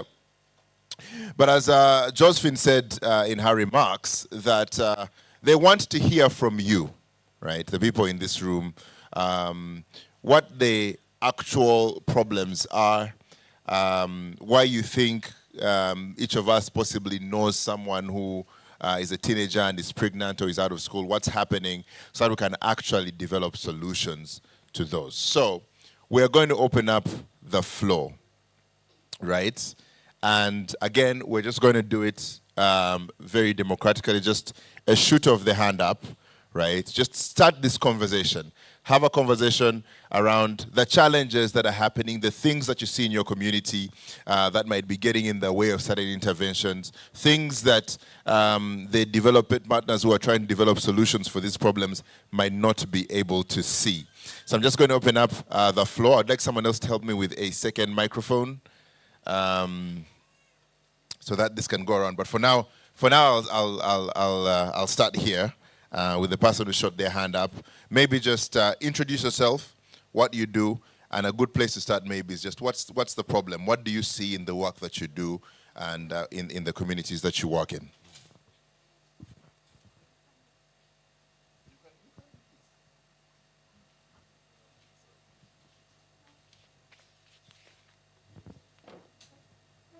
A very good morning, ladies and gentlemen. My name is Kia Alenolai. I'm a peer educator at Richerhand, Uganda. I'm currently a senior 6 vacist, looking forward to join university. So what I'm about to share is something that has gone through my mind so many times, and it's like I really died to see a solution to this. So this is something I'm going to say that cuts deep beneath the scar. So I would say in my community, there are very many girls that have been victims to teenage pregnancy long before. I would say I'm a product of teenage pregnancy, confidently. So there's something that hurts me so much. When I look at all those that are along my same age group, in a group of like 6 of us, I would say I'm the only one who has continued to where I am right now. So what is the major cause of this? there's something I feel that is not being tackled. Now let's go back to the roots. So everyone is looking at a point that this girl is pregnant and we need to create awareness. But what is the nitty-gritty I feel they're not looking at? Now, when I look back to all those who have dropped out, one common aspect is that all of them, their mothers, most likely gave birth to them while they were teenage mothers. So in the process, there's a lot of stigma. Their parents begin to abuse them. And then in the process of that, they get frustrated. And eventually, they do not continue with studies and become teenage mothers. Now, when I look again to the straight line, we will notice that most teenage mothers who are taken back to school to study eventually get children who get inspired and continue in their studies. So what am I saying? It is on a very rare occasion that you will find a scholarship stating a scholarship for a teenage mother. It's very rare. There's a lot happening for advocating for teenage, those living with disabilities, very many scholarships coming up, but these are people who have been rejected out of school. But the government sees nothing in that direction. It's in all schools when a young girl gets pregnant, they automatically expel them. Now, out of that expulsion comes a lot of stigma. Out of that stigma, very many other children get stigmatized and eventually fall victims of this very same problem. So it's like we are having, it's like a snake has bitten your hand, and they say you tie the upper part so the poison doesn't go up, but you're tying the low part and the poison is going to the body. So let's look at the young people, the products from this. Like the teenage mothers need to be re-educated. An empowered woman has a lot they can bring on table. These are mothers, they are already frustrated that they're not going to get any feeling of sending their children back to school because besides society has already termed these children wasted, they are useless. Like society is not appreciating what they're bringing on table. So why would they even get interested in what their children are doing? We are not looking at the products from which these mothers produce, like the products these mothers bring out. We need to take back all teenage mothers to school because these people are still interested in studying. Yes, they do. If you give them better empowerment, get them to schools, and they're able to get these great jobs, they'll be able to educate their young children so that this teenage pregnancy system in the local areas can reduce. Another issue I would bring on table is that there's a lot of focus in urban areas. In my rural place where I grew up from, that is in Kasese, for heaven's sake, it's on a very rare occasion that you will find an organization reaching out to the school. Very rare. In my primary school, I never heard of SRHR because I was studying from there. But in Kampala, a child really knows about SRHR. And it looks like the problem is being solved, but we are focused on the smallest area. The biggest problem is down there. Very few organizations actually reach out to these local areas. So let's focus on the real problem, what the problem is. The problem one is in empowering these young mothers. The other problem is who are we looking at? Who are we focused on? Let's not focus on who is being seen, like the beautiful people, but there's someone who can offer greater down there. Thank you. Well, thank you very much. Again, I hope we are taking notes. There seems to be, I think she said, a focus on people in urban centers, and there's a brewing problem in rural areas. But also, there needs to be a need. There's a need to re-educate or reintegrate teenage mothers into schools, and to do that quite actively. Before we get into anyone else's questions, she mentioned teenage mothers, and I think it would be important for us to hear from one and understand the realities of their situation. So I'd just like to invite Margaret just to share a bit. And of course, please, when I come again, please shoot your hand up and we'll be able to take your opinions. Thank you. Hello, everyone.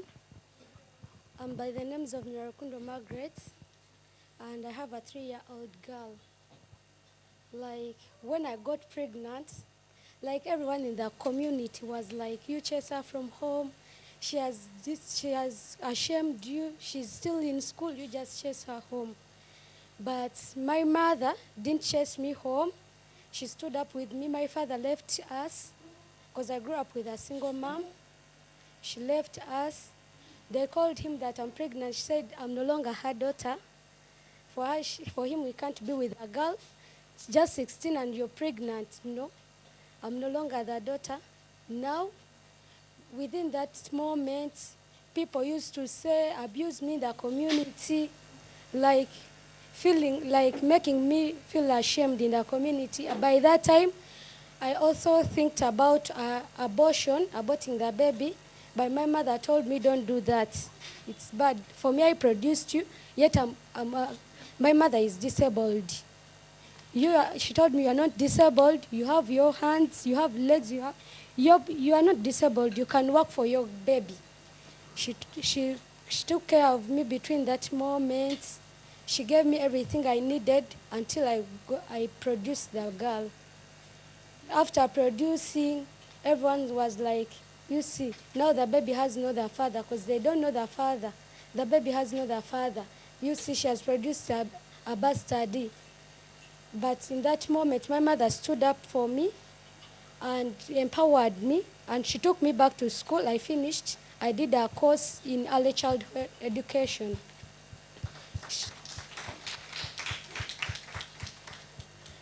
In that case, but there are more girls like me in the community where I come from who experience such things. But the things I passed through, if I sit we communicate, they are empowered.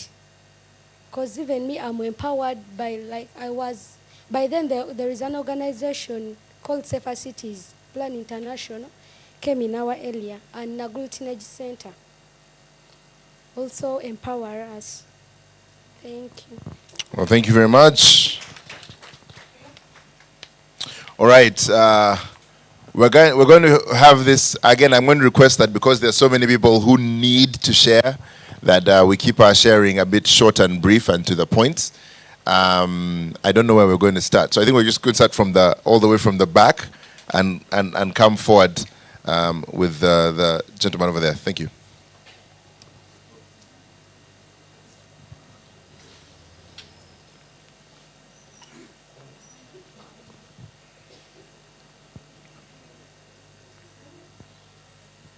Good morning, everyone. My name is Ndekezi Ivan. I'm a peer educator at Richard, Uganda. To begin with, I'd love to applaud UNFPA, the Swedish Embassy, and everybody who is here for this particular initiative. We applaud you and we're very appreciative. But I have one major concern. You see, we're all here talking about teenagers, and the gentleman from one of the innovators came up here and gave us the schematics and told us how many girls have been married off before the age of 19. We need to develop a module. At times, these girls have nothing to do about it. They do not have an option. They have been forced into these marriages. And because of various factors, and by different social and economic factors, by people above them, and they have no option but to succumb to these marriages. They get up one morning and their dad, their family head, their cultural leader tells them, you are getting married to this person now. You see, so I prefer, or I'd rather, hear of a model that appeals specifically to these cultural heads, these family heads, these clan leaders, whatever they may be, to teach them, well, the dangers of teenage pregnancy and early marriages, because they might not know. And if the early marriage has happened, or if the early marriage is inevitable, we should teach them about family planning. Because even the girls that they are marrying off need their lives. So no one wants to lose a daughter, a niece, to teenage pregnancy or maternal mortality. So they need to learn about, if the marriage has already happened, they need to know that these are the family planning methods you can use to prevent teenage pregnancy, or until the lady or the girl is old enough to bear a child, or they all require this information. The dangers of teenage pregnancy and the dangers of early marriages, not just the teenagers alone. Thank you. Thank you very much. You don't have to come all the way to the front. You can share your opinion from right where you are. We'll be able to hear you. I think we shall move to, I need some help in moderating this. I think we'll move to her, and then the lady. I think we'll move backwards like that. Well, good morning once again. Okay, my name is Kauda Jainta, and I'm a student of Kololo High School, a gender and climate activist. Well, for me, if it comes on the side of a girl child, I'm serious about it because I'm still a child, like I'm still a youth, I'm a girl, and I'm a student. Well, there are a lot of things we should look at when it comes to early pregnancies or to prevent early pregnancies in youth. First of all, strict laws. We should implement strict laws to these men or boys who are impregnating the girls.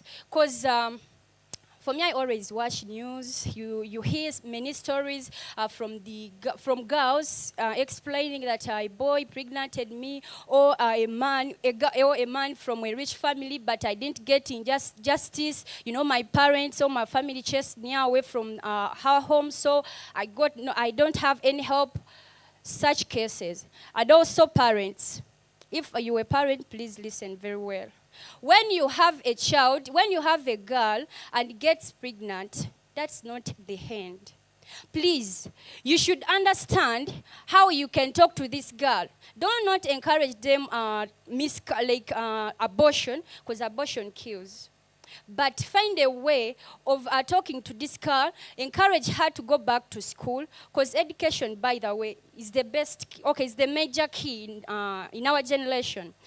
We may say, for me, my grandma used to tell me that for her, she even got married when she was still virgin. I asked her how.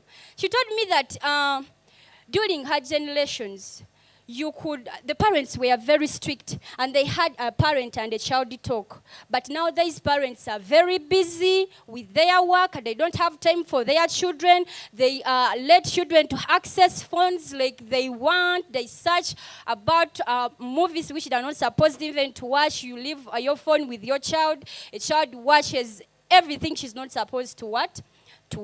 And also, in our village, I had a health organization calling the men and women to go and have family planning. Well, for me, I know now that men also have now family planning. Why are we only teaching girls to go to use family planning or contraceptives, not also encouraging men or boys? Like I'm asking, are you boys or men fearing to damage your reproductive system, leaving it to girls only? I don't know. So it's better when we are teaching our girls to use family planning or contraceptives, let us teach also the boys, because the boys are the major cause of early pregnancies to the girls, right? So let us also educate the boys how they can do these things of sexual intercourse with our girls, how they can avoid early pregnancies.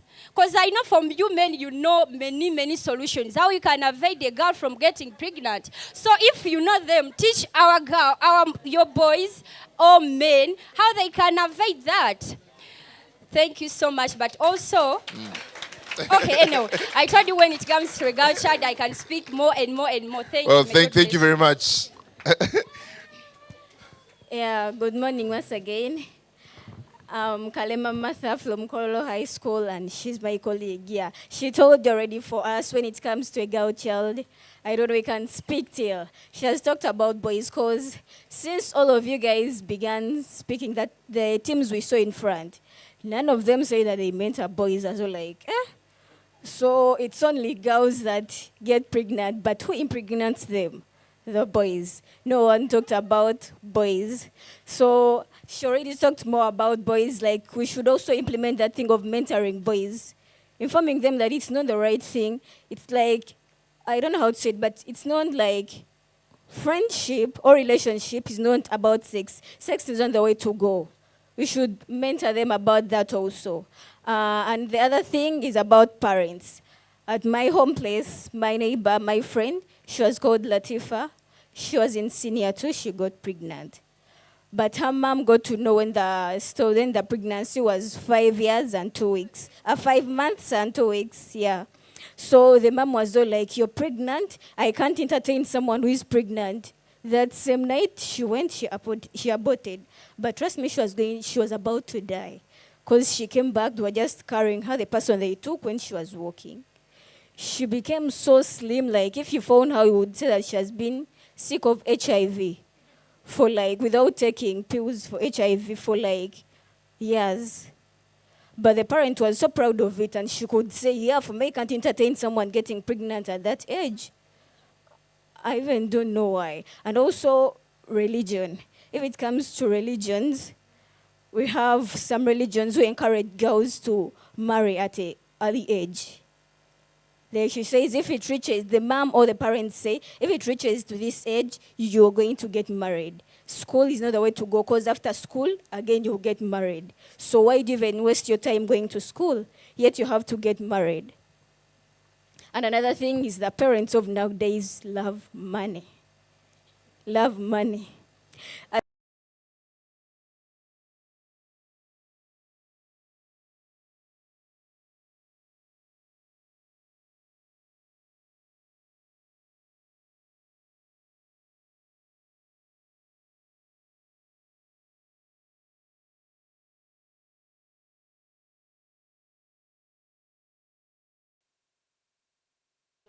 And these days, parents are even more ignorant than the children they give birth to.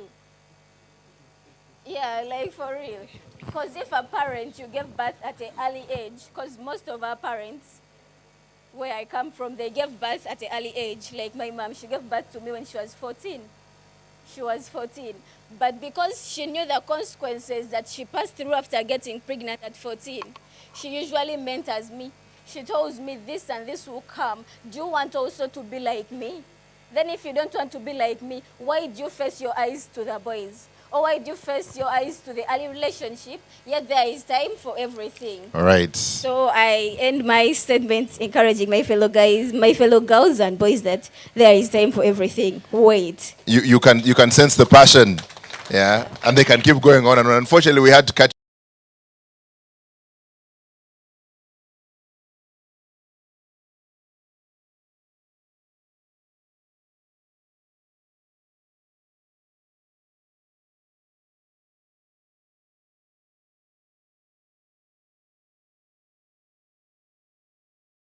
Just let her know if you have a problem with your picture being shared, and they will make sure that it is not shared anywhere.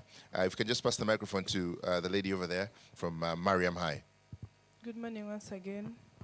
Once again, my name is Nambozo Salma, still the head prefect, Mariam High School. So we are all looking at girls getting pregnant, but to me, I feel like the main cause of this is some girls are not aware of what they are going into. They are in a relationship, but they do not know what happens next. And this starts from home. If our parents are not being free with us, for example, I can get into a relationship, but then to my understanding, I feel like if I'm to give this boy sex, then it's going to make us closer. But if if I'm free with my mom and I can go to her or my auntie or anyone and I inquire, for example, if I'm to have sex with this guy, what is going to happen? And they are really open to me. They're like, it's not the right time. You can wait, or the consequences. And also for the parents to keep encouraging us and enlighten us on the good in education than the pregnancy and the outcomes. Thank you. Thank you very much. We'll keep passing the microphone.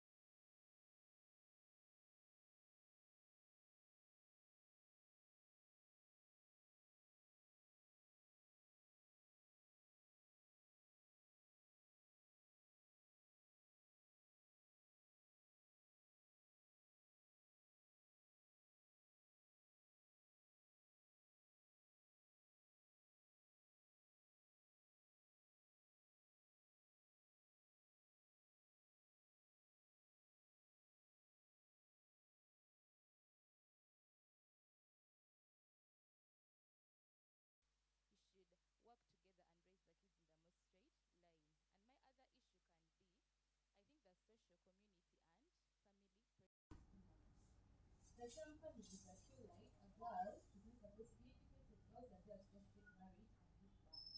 That's all they know. Like girls are supposed to go and get education. So what? I feel like girls should do that. But some families that have that mentality. I don't think that it's right. So I would like to call upon all the organizations here that are actually behind the girl support. What's the name of their names? DIV, and other organizations, I feel like you should go and reach out there in those rural places and teach these girls more about sex education. And then my last point can be, when a girl is pregnant,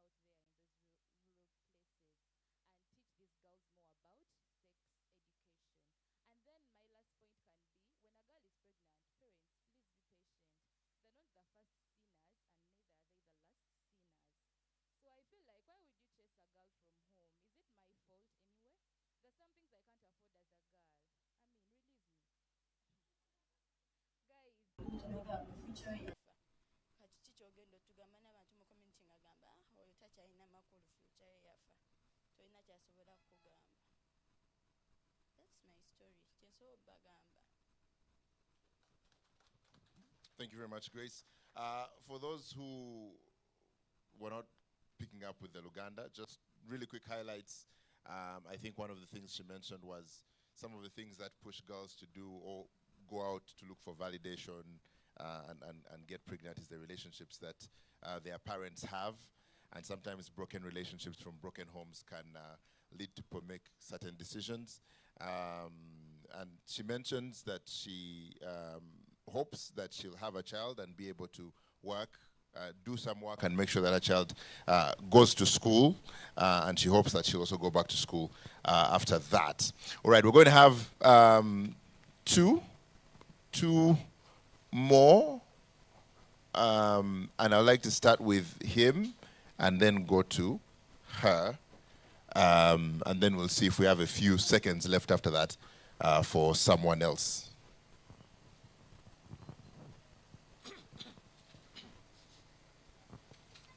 Thank you very much for giving to me this opportunity once again. I should start.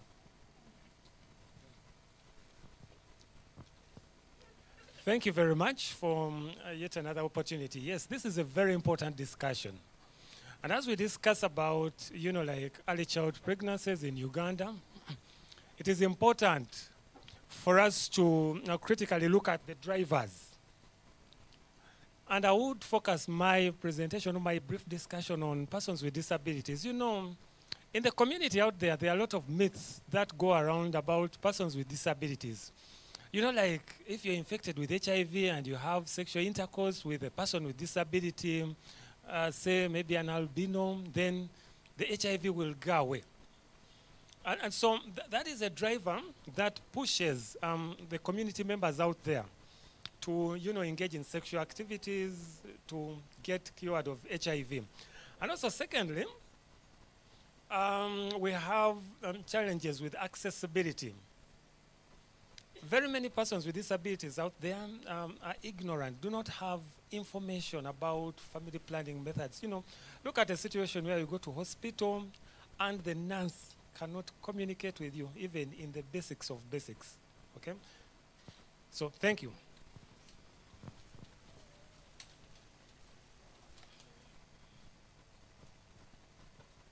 Good morning, everyone. Please keep it brief, a minute. Good morning, everyone. I am Natasha, a peer educator with Reach a Hand Uganda, and I would like to share two major, should I call them concepts or reasons as to why there is teenage pregnancies and how it can be reduced. In my community where I come from, there is high cases of poverty. And because of poverty, you look at this grandmother, maybe, this is like the only example I have, this grandmother taking care of the grandchildren, and she does not have enough money to provide for the needs of the girls and all, and the only solution she has is to marry them off and maybe get some money with the anticipation that where the girl is going, she's going to have a better life and take care of her. I believe that by letting this girl to at least continue with her education, it creates a greater chance for this cycle of poverty that might be running in the family to be broken. And the second thing, which might be a hard truth to take in, honestly, in our generation, we need to accept that the young people are sexually active. at whatever age. And this calls for a serious advocacy goal to be set out through the right people to the policymakers to see that comprehensive sex education is implemented in the schools.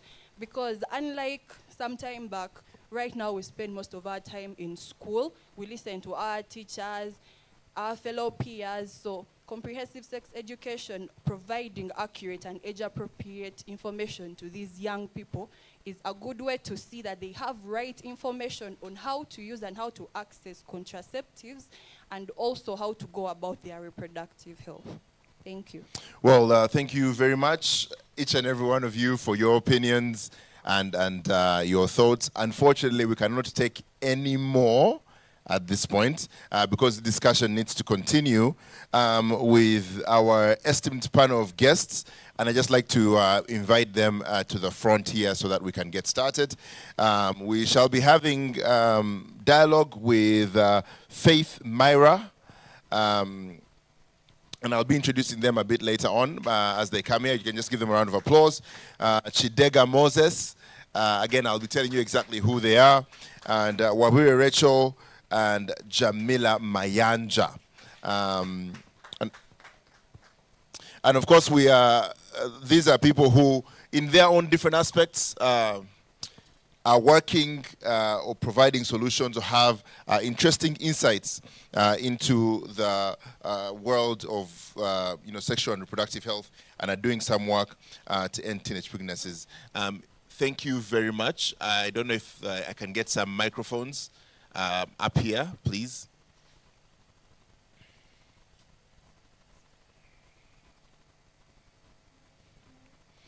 Thank you very, very much.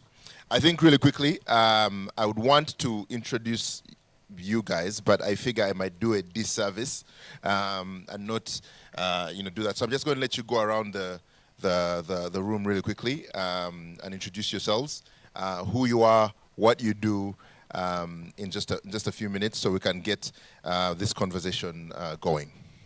Good afternoon, everyone. My name is Jamila Mayanja. I'm the founder and team leader at Smart Girls Uganda. It is a social enterprise where we empower girls and women. What we do mostly is we started our MTN Girls with Tools, where we empower vulnerable women, mostly teenage mothers, in skilling them in male-dominated STEM skill sets to become mechanical engineers, electrical engineers, water engineers, connect them to work, while innovate products. We innovated what we call a recycled solar smart bag that helps keep girls in school during their menstruation periods and give them sexual reproductive health information when they're in school. Thank you. Thank you very much. Good afternoon to us all. I'm very happy to be here this afternoon. My name is Kidega Moses. I serve on the National Youth Council of Uganda as the secretary in charge of Labor and Works. I'm also a lawyer by training, and I'm happy to speak to you all in this month of women. I was telling someone that every month should be Women's Month because the issues that affect women, exist with us every day. So I'm happy to be here, and also I am born in the Women's Month. So these are very pertinent issues to me. Thank you. Thank you so much. Good afternoon, ladies and gentlemen. Hey, good afternoon. Oh, good. Now I got you. My name is Faith Myra, and I am the chairperson of Young African Leaders Initiative, Alumni Chapter of Uganda, which is a program that empowers young leaders in leadership skills. And when they return back home, we form a network that is transforming community through different avenues, interventions, and campaigns and programs that is looking at how we let young people lead in every aspect, including sexual reproductive health. Also, I sit at the Youth Advisory Panel of HIVOS for Eastern and Southern Africa. I represent Uganda. And also, HIVOS is a donor agency for SRHR and issues that we speak to. So I'm very privileged to be a part of this. And I would say I'm also a child of UNFPA because I've been mentored by UNFPA severally. Yeah, thank you. Good afternoon, ladies and gentlemen. My name is Wabire Rachel Mercy, a peer mother from Naguru Teenage Information and Health Center. I'm happy to be here. Well, thank you very much, each and every one of you, for making the time. I think I'll just start with Faith. We'll start with you. Why is this conversation and the work that we're doing and the innovations that are happening, why are they so critical, especially with engaging the youth on sexual and reproductive health matters? Because some people might just be like, I mean, why? They know physics, they know mathematics, they know that should be enough.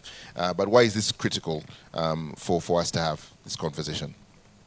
Thank you so much for the question. I think I just want to invite us to walk back, wherever you come from. I know some of us moved, like for example, for me, I'm from Bali, and my village is somewhere far down there. So I want to invite us to go back to our villages and look around where we come from. There are so many youth, so many young people, teenagers, and even statistics. Our population is highly young. Uganda is one of the most young countries. But again, when we look at the statistics of sexual reproductive health in particular, they affect young people. We are talking about teenage pregnancies. We're talking about unsafe abortions. We're talking about HIV prevalence and new infections. They are all affecting mostly adolescents and young people. So we cannot, the first important reason why we should engage and talk about these issues with young people and youth is because they are the most affected by the problem, and I believe they have the solutions.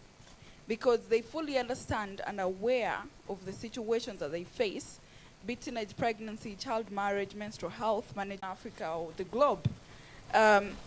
For young people particularly, we can't say we're going to do it alone. They have to own the solutions for them to even work. Because when there is ownership by the youth on these issues, then there is sustainability. That as Outbox, as UNFPA, as Reach a Hand, we go to the communities, bring these young people, empower them as we live. But if we allow them to be empowered to lead the change, then we leave them with skills to continue the work that we do. And lastly, to speak is, this is something I'm very passionate about, meaningful and inclusive youth participation.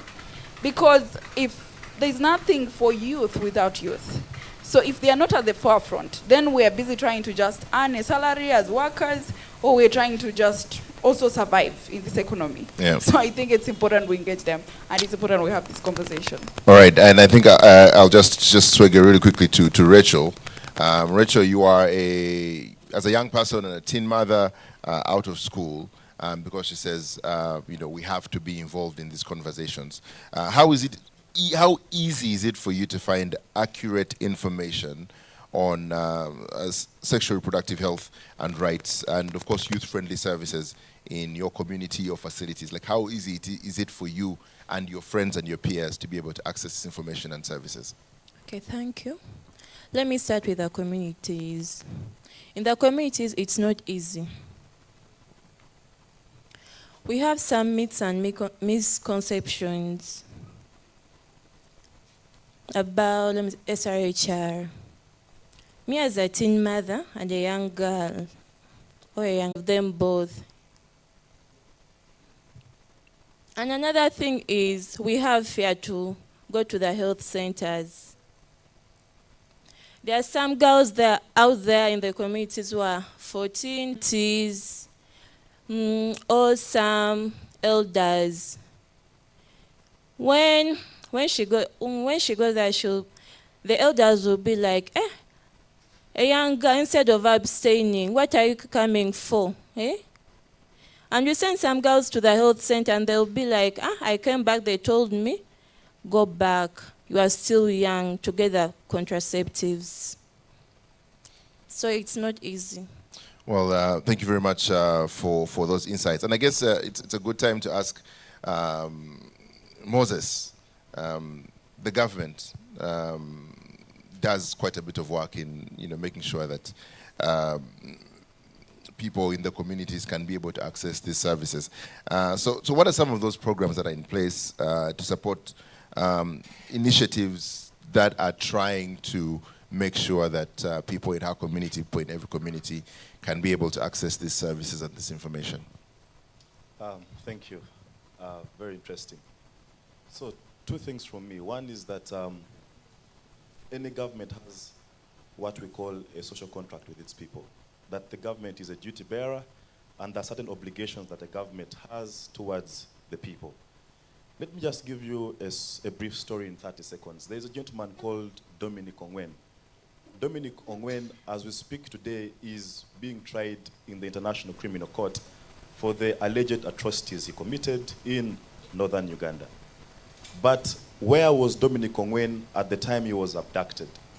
Dominic Ongwen was roaming on the streets of northern Uganda. If the government was indeed present, if the state was present, Dominic Ongwen should have been in school at that point in time. If he was in school, he would be in a safe space, and he would not be a subject of abduction by the LRA soldiers. I bring this to draw it to what he has asked, that we are so quick to point a finger at the girls who get pregnant, but the girls are only as a result of the failure of the system. A failure of parenthood, a failure of the state, a failure of the government, a failure of all of us in the community, all right? But again, like the question goes, government is wields an overarching authority and is a fundamental duty bearer. And what should government do? There are programs in existence, yes. You look at the National Youth Council, our structures go up to every single village in this country. In the over 10,000 villages in Uganda, the National Youth Council has a 9-member president.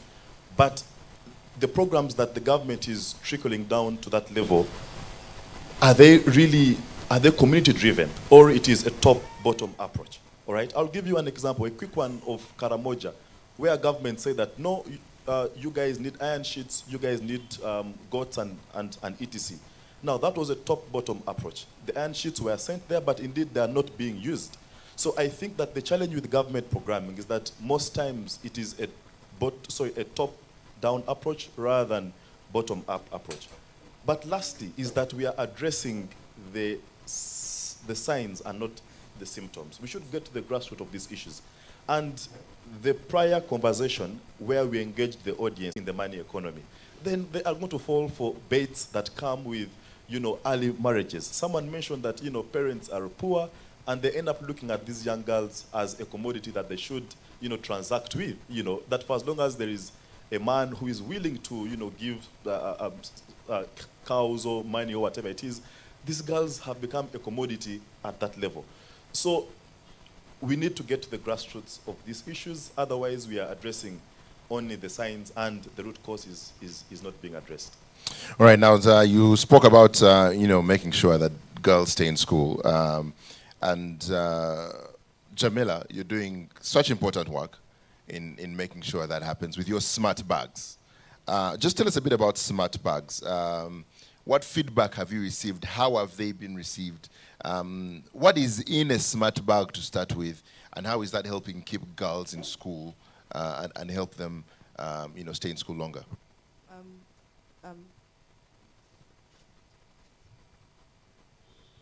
Thank you so much for that question. I want to first give a huge applause to UNFPA. Please help me give a huge hand clap to UNFPA. Because when I started this idea, I was really fundraising because I'm a culprit for menstrual bullying when I was in primary school, and I hated being in school when I was in my periods. So I used to do father-daughter dances at Serena Hotel to fundraise for reusable pads to keep girls in school. And I was seated on the computer and I found a call by UNFPA of Open ID to use human-centered design that I learned through my program in the US to try and build around innovations that help girls in school, mostly reproductive health. So I went back to understand why is it that when we give usable pads to some girls, they don't stay in school. And the biggest feedback was, first, when some parents find out that girls have started their menstruation periods, they're actually a very good path to marriage. They can give birth to kids. Secondly, giving them reusable pads was not enough because some of these schools in very rural areas do not have access to wash facilities so that they can, and some of these girls walk quite a distance from home to school. So some of them, if you've noticed, when you're in the deep down, maybe in a beam, you find a girl walking with just a book where she writes 3 subjects. And imagine giving her a reusable pad and she has to fill it in that book, and then she gets to school, she has no wash facilities. So they preferred using those reusable pads from school, so we were not solving the problem. The girls were still staying out of school. So that's how the smart bag was born, to try and help girls have a sense of privacy using their reusable pads at home, at school, sorry. So we did a first prototype funded by UNFPA, and it was all cloth from Kitengi that helped the girls carry their books and reusable pads. We got feedback, and it wasn't working so well because, you know, the country sometimes can have a serious rainy season. A lot of housework, and when they are done at night, it's dark. They can't read their books. So they are behind housework. So still their fathers would pull them out of school. They've given you all this content, the pads, the bag, you're still behind schoolwork, so let's drop you out of school. So now our smart bag has been reformed and reprototyped to a recycled solar smart bag. A bag made out of plastic waste with a solar panel that charges a light bulb, that has a reproductive health booklet for the girls to learn about their menstrual hygiene, their reproductive health, their bodies, how to keep safe, but also it has in a menstrual hygiene making kit where they can learn how to make their reusable pads, and then a kit where they can make those reusable pads. And this solar helps them when they get back home, they don't have lighting after dark to read their books. So it's a solution that is helping us absolutely keep a girl in school. But because of this, we've also done another one for the boys to give them reproductive health booklet, and also their own information, a grooming kit to help them understand themselves as boys too. Wow, that's interesting. Thank you very much. For people who are asking what's happening for the boys, I think you have your answer, and you can have a further conversation with Jamila.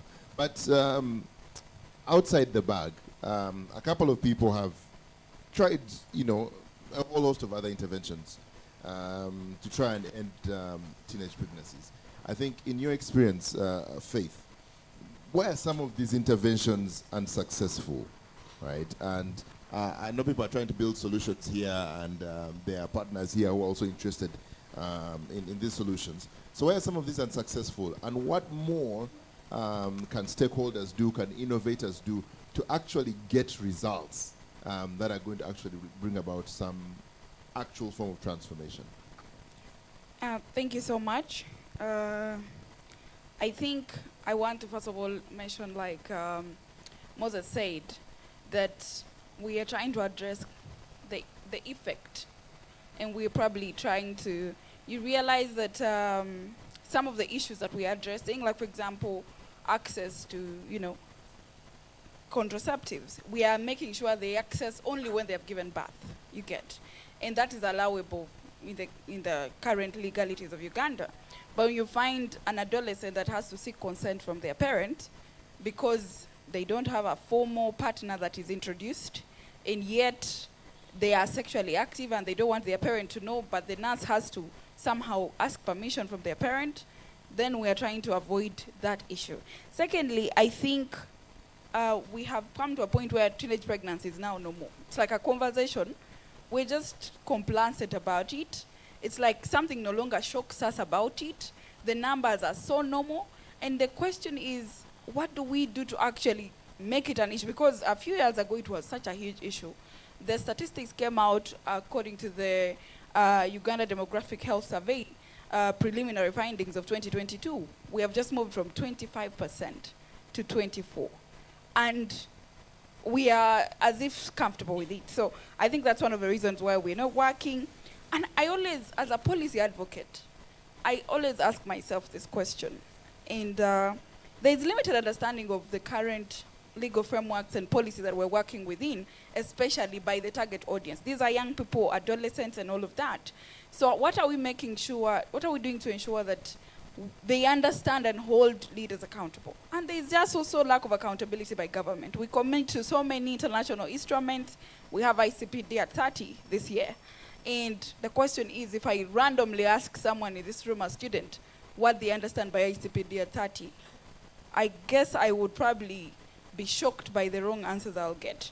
And lastly to say is we still have very many structural rigidities, especially in regards to inclusion. When you go to government facilities, young people with different special needs are not catered for. And even as we're trying as much as civil society, development partners, but this is a system issue. If government does not take it up upon itself to streamline it within the health systems, then we are still struggling. And lastly, to say what we can do, we don't have a lot of political will for this. I don't know, who remembers the PRC strategy, the presidential initiatives on AIDS strategy for communication to youth, yeah? I was in primary. In my village school, that thing was there because it was a presidential initiative. But then we have a lot of interventions. How do we garner political will from the government to actually push these policies and things down the places we can't? And maybe lastly to mention is to say we have got to a point of MYPs just for urban youth. Meaningful youth participation is only happening in urban centers. Go to Koboko, go to Arua in those villages. You ask even this person, does the maybe project officer ever ask you what matters in this project? They'll be like, oh, for us, they just invite us, give us soda, and we go ahead. So how do we follow up and have accountability and measurement structures to see even these interventions we're funding, the funding versus impact? You said you're going to reach this. How do we support to actually document that and have the flexibility to change course if it's not working? Right, thank you. I think I'm just going to come back to Jamila really quickly as we speak about innovations and, of course, to the people who are in the room who are coming up with all these solutions to help end teenage pregnancy. Like, what more can innovators do to develop, to make sure, again, solutions are sustainable and make sure that they're working the way they're supposed to be working, and make sure that the solutions are actually addressing the challenges that are faced, that were shared in the room, especially with people in rural communities. You've built solutions, again, as you were saying, with the solar bulb and that understanding of that. So what can innovators learn? What can people building solutions learn to make these solutions sustainable for such communities? I'm really passionate about this, and I'm really excited Outbox and UNFPA are doing this for young people to innovate for themselves. And I want you not to forget that whatever innovation you're making, it has to be human-centered, designed. Do not assume for the people you're developing it for. When we're developing with a smart bag, it wasn't me seated and thinking, oh my God, the girls need this. No. I literally went out to talk to the girls in the rural areas that I had fought for to begin with. Because what exactly the session was that went on before, the sharing, the understanding, that getting the feedback. Because if I develop an innovation, the lady who was seated here talking about her mother putting the anger towards them from their father, that exact story, my innovation will come from all her feedback. What do you need? So all innovators, do not assume what your beneficiary needs. Your innovation has to really come from the needs of your beneficiaries. And after you've innovated it, first prototype it. Do not assume that it's done. No, it's never done. Because whenever you do something, there's always something to correct. So it's never absolutely right, or it's never absolutely there. Yeah, when you get gold is still manipulated. Diamond is still manipulated. So when you develop the first prototype, please go back to test it with your users and beneficiaries so that you get that feedback and listen to the feedback. You're not right. The user is always right. And trust me, when you listen to the user, your innovation will absolutely help you to give the correct solution to what they need with that innovation. Thank you so much. Well, thank you very much. And speaking of listening to users, I think I'd just like to ask Faith, what are some of the interventions in place that you think are working, that people are doing that you think are working? And why are they working? And what are those that are there that you're like, this is not working, and why are they not working? What do we need to do differently in order to make sure that these interventions actually get to the people they need to get to?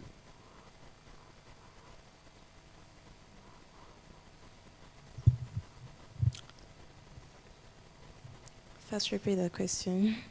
So, she spoke about understanding what people are, what people need, and I think we're just asking what interventions are there that you've seen that are working, that you'd say, you know, we could get a bit more of this, but even those that might be out there that are not necessarily working, and what can the innovators or the stakeholders be able to do differently in order to be able to get results and get people to act and get people to get the information or to take the contraception. What can be done, and what programs do you see that are providing that kind of impact?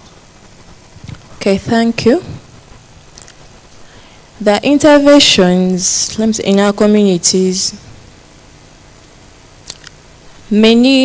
some organizations have come to our communities, taught girls how, should I say life skills?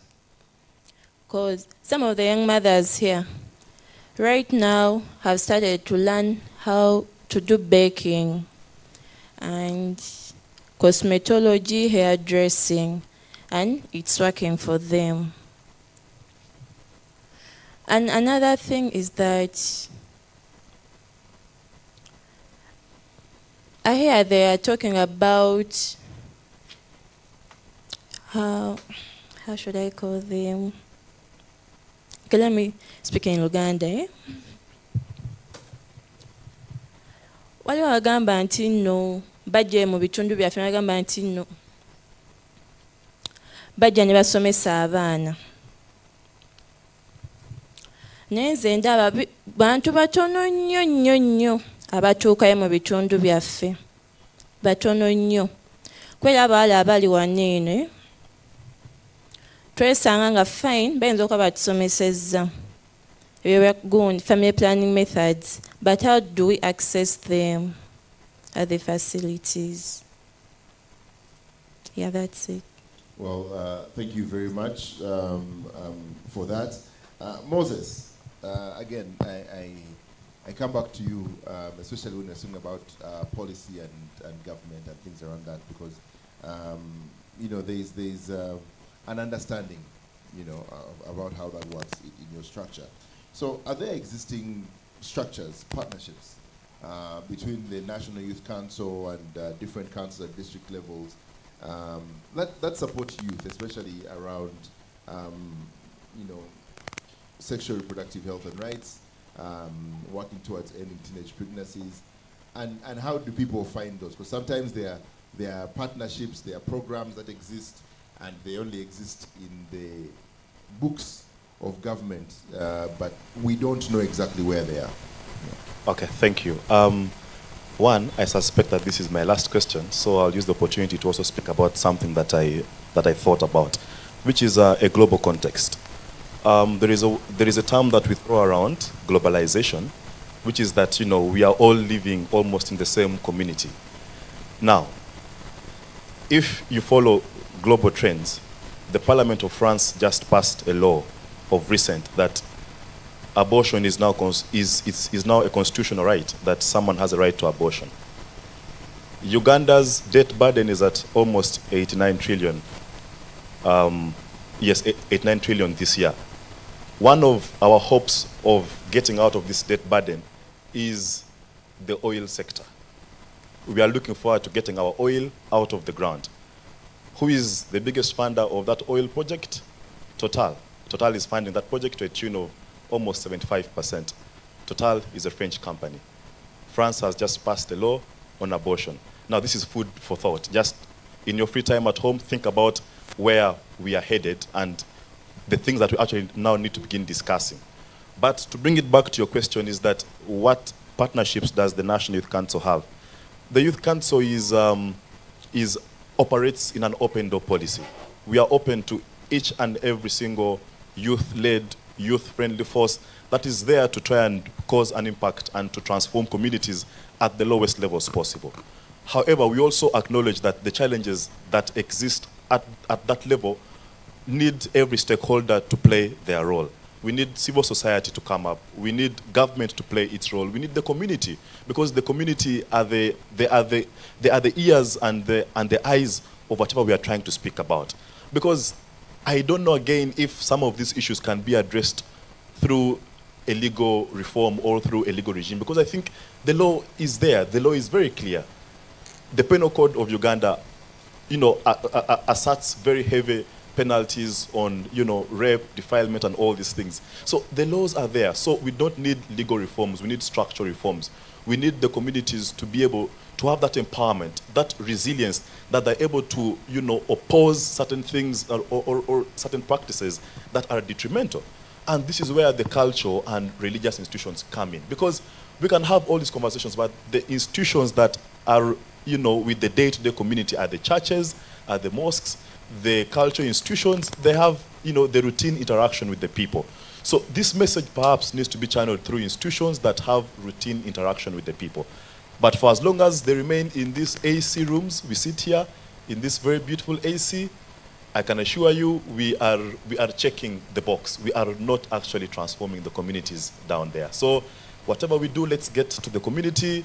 And the programs do exist. We are partnering with as many institutions. If I begin, I might not end. But yes, Reach a Hand Uganda, we have done work with them.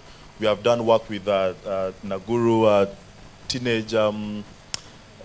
Yes. So the organizations are there. But again, is that sufficient? To me, that's the question. Yeah. All right. We need to wrap this up really quickly. And I think I'm just going to go down the line, starting up this side with Jamila and ending. There are people in the room who have the power to make decisions or have the power to build solutions, or are the people who are really affected by these problems. I think the question is, how can we be more effective in our solutions? If they have to take away one thing from this conversation, what is the one thing you would like them to remember? The one thing that I would love all of us to remember, it starts with you. It starts with your mindset. We ourselves, I've worked within my organization right now, we've grown so big with just our skills center. When we are training teenage mothers, actually just right now we've enrolled a number of girls who are HIV positive that we are training to be electrical and mechanical engineers, and one of the facilitators did not want to train these girls.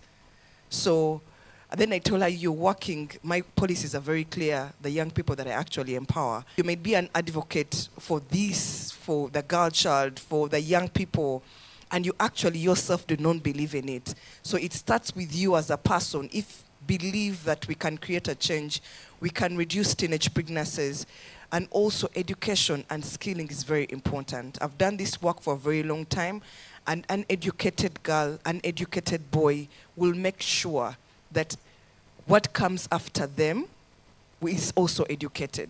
So most of the parents that are still defying the girls to this are really not educated, they are not empowered. While we start with yourself, make sure the person next to you receives a skill, receives education, receives information on anything that you feel is stupid, as basic as menstrual hygiene information, or the fact it is okay for a girl to be an engineer, starts with you. Thank you. Well, thank you very much, Jamila. We'll just go, Moses. Yes, just quickly is that I think we are the problem because we have chosen to be sort of passive participants in this conversation. I think that we need to fold our sleeves. We need to get to the grassroots. Those who have the money, sign those checks and let us engage the community at the lowest level possible. There is an article by an African writer, Chinua Achebe, who said that the world will judge those who kept quiet when the wrong things were being done. So we are in the tech era. You're all tech savvy here. How many times do you put on your Twitter account the issues of teenage pregnancies? How many times do you call upon stakeholders to act? Or do you wait for this conference to be convened, then you come to this AC room, speak about it, and as soon as the conference is done, we retreat. We are back to factory settings. We are back to our business, and life continues. So we must make this our day-to-day lives, and until we do so, like I said, we are checking the box. Lastly is that this conversation must be community-driven. It cannot be driven by the people at the top. It must go to the grassroots. The people must feel the inherent need and the inherent belief to address this issue. Otherwise, the idea becomes alien to them, and when it is alien to them, they don't own it up. When they don't own it up, it's like it's being thrown on them. So the people must own this idea, and we must adopt the bottom-up approach. Thank you very much. Faith? I will really end with about two things. One is that we need to, as a country, we need to take seriously implementation of our policies and actually allocate resources to them and have accountability as duty bearers, and also empower the right holders to actually be responsible but also hold the duty bearers accountable. Secondly is for us to transform the SRHR space, not just teenage pregnancy, for the youth is we need to move it from a space, a space for young people to a space with young people. When SRHR is a space for young people, it is more of like we are designing these things, we're creating these innovations and taking them, to the community. But when we move it to a space with young people, that means we're looking at a design thinking approach where every solution, we kind of find the cause of the cause with the community, because we're building solutions at last. And when we move this space from a space for young people to with young people, I believe together we have the ability, the resources, the expertise, and whatever we need to actually make the change we're longing for. Thank you. Thank you very much. And last but not least, we'll end with you, Rachel. What do you want people to know, and how can they make this more effective for people in your community? Okay, thank you. Many young mothers out there would like to go back to school, but they don't have support. I call upon the organizations to work together to support them such that they stay in school. Another thing is, to all the young boys and girls in school, all that glitters is not gold. And I don't want you to go through what I'm going through or I went through. Thank you. Well, thank you very much. A big round of applause for our panelists. Unfortunately, with these conversations, we never seem to have enough time. There is so much that could have been shared, but thank you very much, Jamila. Thank you, Moses. Thank you, Rachel. Thank you, Myra. And of course, at another point in time, maybe again we'll get to engage. We'll get to engage with them. They'll be around in the break, and we can be able to continue this conversation. But I would like to move along in our program, and right about now, I would like to invite the UNFPA representative, the deputy representative for UNFPA, Daniel Alem, to just be able to give us some remarks as we come to the tail end of this half-day event. Ladies and gentlemen, a round of applause.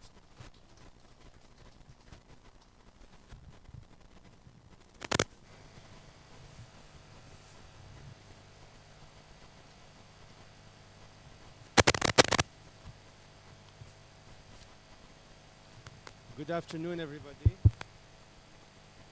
It's really so wonderful to be here. I remember us launching this several months back, and I was there. I think we had also the deputy head of mission of the Swedish embassy. We had the commissioner from the Ministry of Gender. We had, of course, the Outbox team. And it's really, really fantastic to be able to come back and see the progress that we've made over the last few months. So really, I would like to ask you to give a round of applause to yourselves, first of all. So let me just recognize really our representatives from the Ministry of Gender, Labor and Social Development. I think we have also representatives from the National Youth Council, my friend Thomas from the Swedish Embassy. Thanks for joining us. Of course, also representatives from Outbox who are here with us. And most importantly, all of you young people who are here. So really, it's absolute pleasure again for me to be here on behalf of UNFPA. So I think we probably discussed the background of this initiative, but just maybe to reiterate that we're really here with the generous support of the Swedish Embassy to see how we can tackle teenage pregnancy collectively. And we're guided by one premise and one premise only, and that is that the solution lies within. The solution lies within. There's very little I can probably say, or any of us could say, to help Uganda's young people extract themselves from the current situation. And the situation is very dire. And if I may just zoom in on teenage pregnancy, as you all know, we have districts in the country where every day we have 1,000 pregnancies, every single day. We look at the DHS results from 2022, and we see that actually teenage pregnancy has stagnated over the last 20 years. You know, if I would, for example, do on back of the envelope calculation, that translates probably to hundreds of thousands, if not millions, of girls. That young people know the challenges that they're facing and can be active agents of change in their communities, I think is really a fundamental belief. And we thank really the Swedish Embassy for believing in us, giving us this opportunity, and for Outbox, of course, helping to coordinate this initiative to ensure that we're able really to provide young people the space to share their views, to share their suggestions, their ideas, their innovations, to see how we can indeed extract ourselves from this unfortunate situation, to say the least. So we know that at the moment that if nothing is done at the national level are huge, right? It means that we're leaving behind 70% of the population. We're leaving behind, oh, that's much better, thank you. We're leaving behind 70% of the population, and we're leaving behind women as a whole, which is 50%, close to 50% of the population. And that means obviously that for a country like Uganda, it means that it will not be able to achieve its Vision 2040, it will not be able to realize a demographic dividend where the investments in young people will lead finally to them becoming productive citizens and helping to, of course, raise the economy. So I think the ramifications are many. So this particular HackLab, hashtag YouthInnovation Exchange, is really a great opportunity, a great space where we bring in young people with innovative solutions focusing on 16 districts. And I can also mention them, of course. We have Abema, Moria, Kabong, Kabermaido, Chiriandongo, Kotido, Napak, Nakapirpit, Pader, Yumbe, Moroto, Gulu, Bundibogyo, Kamuli, Mayugi, and Kampala. I know the process that we've gone through. There's a bit of the 140 submitted, which is great number, and clearly there is a lot of interest. It's unfortunate that we cannot, of course, look at and consider more of your innovations, but hopefully this is just the start of a process. And as you all know, with those winning solutions, we hope that the winners will benefit from a seed funding of 10,000 and then also another 10,000 worth of technical assistance. So I'm very much, and we as UNFPA, we're very much really looking forward to witness how these solutions will be realized and come to life. And we truly hope that we'll be able to replicate and scale up some of these solutions, really, to ensure that at the end of the day, we find a very pragmatic, practical, and bold way out of the current situation that we're in and the many challenges that young girls are facing. So I think for me, really, just to briefly reiterate our commitment as UNFPA to stay the course and support, of course, Uganda's adolescents and youth. We have, of course, a number of other initiatives that are complementary to this particular initiative. We just launched also a joint program on adolescents and youth at the UN level that involves 13 agencies. But I'm also, of course, aware that even the government itself has a number of programs, including the parish development model. And I think one of the key aspects of that was to see how young people actually benefit and how well they're represented in the parish development committees. There is the youth, of course, livelihood program. And definitely there are a number of youth-led structures, including the youth council, but not empower young people and ensure that their agenda is pushed forward.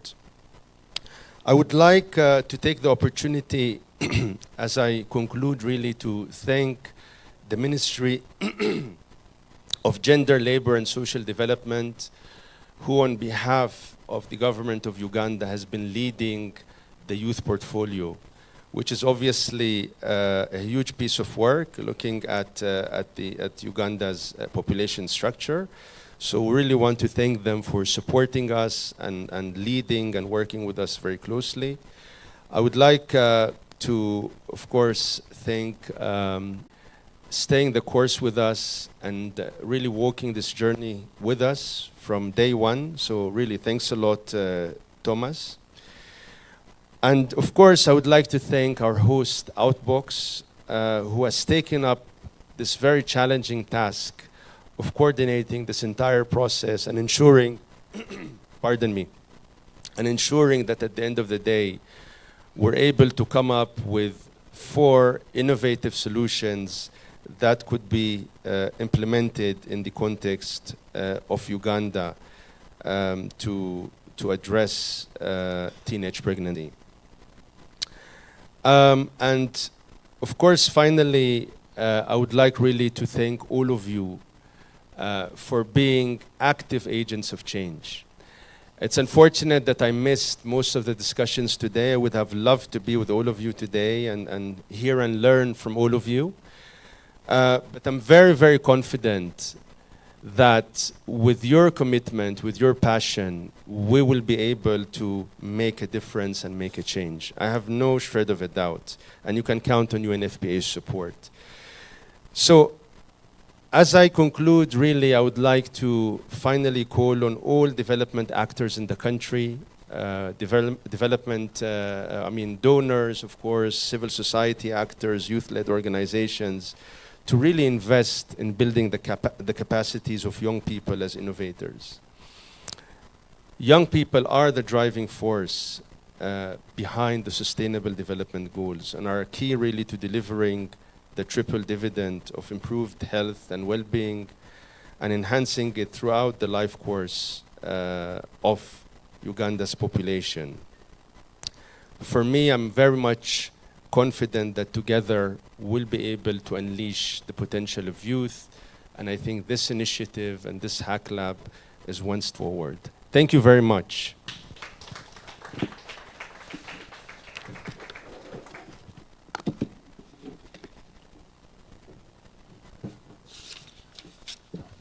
Well, thank you very much. And as we wind this down, we have heard all through the event about how important the support for the Embassy of Sweden has been in making this HackLab and this dialogue a reality. And as we close, before we close, I'd just like to invite Thomas Lundström, I hope I pronounced that properly, from the Embassy of Sweden, a representative from the Embassy of Sweden, to share a couple of remarks. Thank you. So it's always a pleasure being the last, and when we're so not tired. So I'm going to start with the energizer. Can we all stand up? And we're going to form SRHR with our bodies. S R H R. Did you all manage? Yeah, great. Thank you. And people that have heard me will always hear me saying this. They thank me too many times as being representative of the Swedish government. The simplest task is on us. We will give funding to, in this case, UNFPA and to Outbox, and they will support you. And I will deviate from protocol because I want to thank you. And I'm sorry, Daniel, not you, or not you, or not you, but the young people. And I was actually, yeah, thank you. Yes, for them. I was here the whole day. I'd prepared some notes. I was thinking that I know a lot about SRHR and young people, CSE.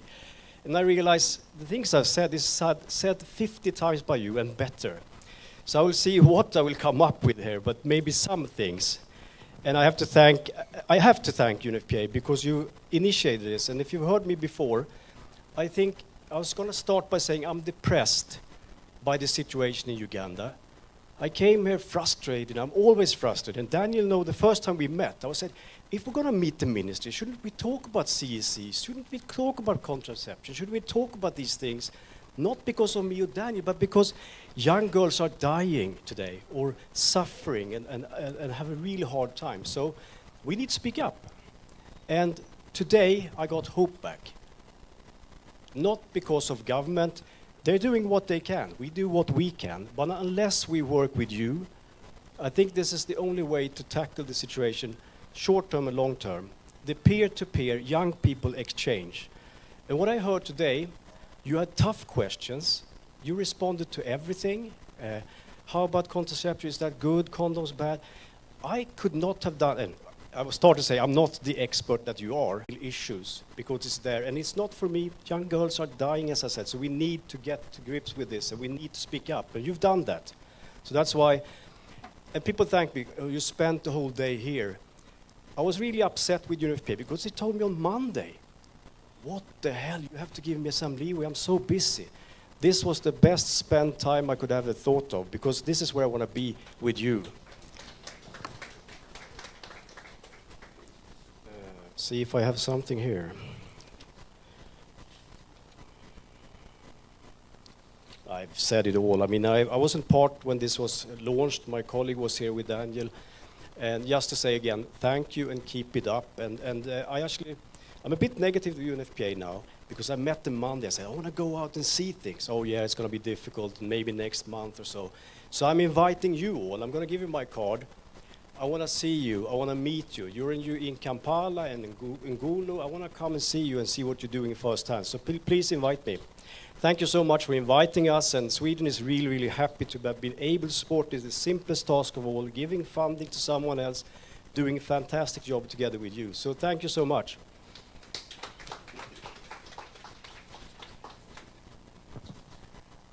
Well, thank you very much. And with that, we have come to the end of a very, very eventful morning. How many people at least learned something new today?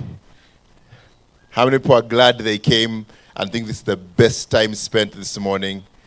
How many people met someone who they're going to continue having a conversation with about what work they can do together? Because that's another exciting part. Well, we're going to do something. Of course, just before we break off for lunch, we'd like to document this day. Because it's a day when, we'd like to look back at this 2, 3, 4, 5 years down the road and go like, we know that day, great things started that day. So we're going to request in this order. We'll start with the people from UNFPA, with the people from Outbox and the innovators, and then we shall have all the students and the organizations that have come join them after that, so we can take some pictures. And I'll just get out of the way because where's the photographer, because you're the one who tell us what to do. Here, I'm not a professional. But we'll just stand over here. If you can just join over here, and we can start with the partners from Outbox and innovators. So we take a picture, then we shall have the students later.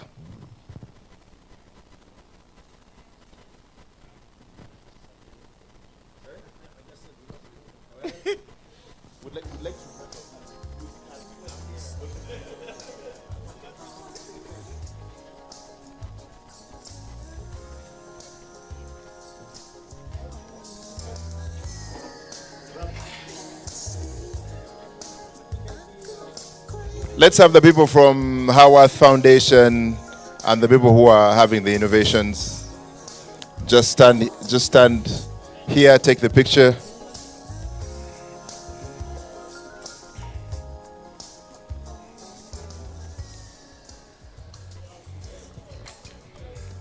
All right. As this happens, please, you can, again, talk to your neighbor. You might be just tempted to go and check your WhatsApp messages. You can do that later.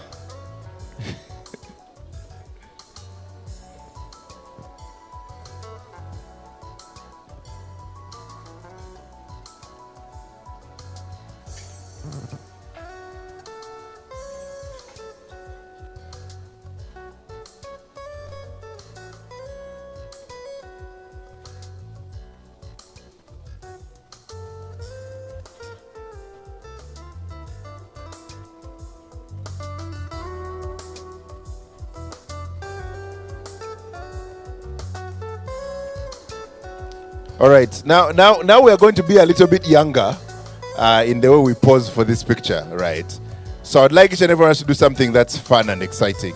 I don't know what that feels like to you, but on the count of 3, just do the first thing that comes to your mind so that we can have a nice, energetic picture. Are we ready? 1, 2, 3.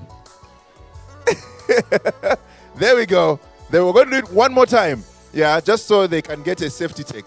Again, 1, 2, 3. All right. Now, you're just going to stay where you are. Please just stay where you are. Stay where you are.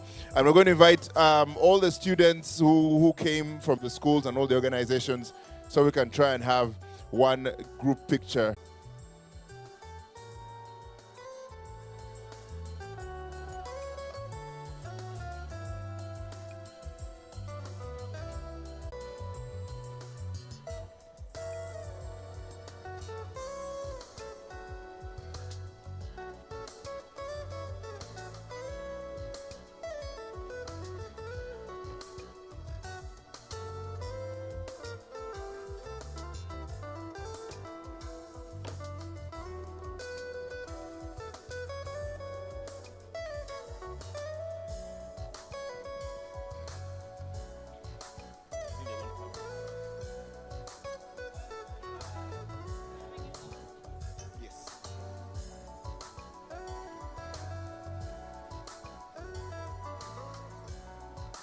All right, we're going to do this again. Do something fun. I'm hoping like the guys at the front are going to show everyone else how it's done. Yeah, with some vibe, all right? 3, 2, 1. We're practicing. Yeah, okay.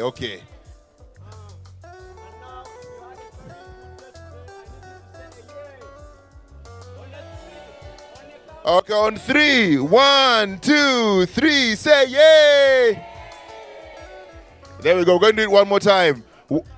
1, 2, 3, say yay! All right. Please stay. We have some more pictures. We're going to invite our young mothers to join us for this, the last one. I promise. Don't keep smiling, keep the energy going. Yeah, it's been a good day.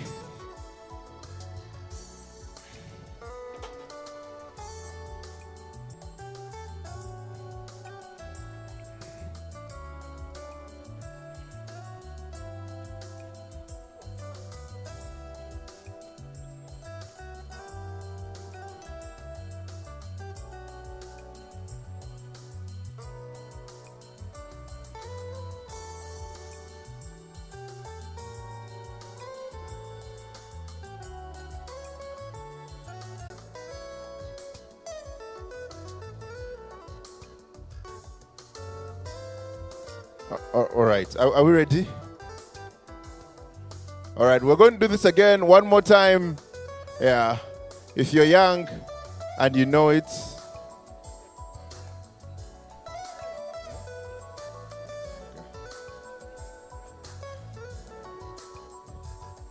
At the count of 3, 1. Another year. One more year. All right. Before you go, I told you it was the last photo, but even me, I want. Can I get One more year, guys. Well, thank you very much.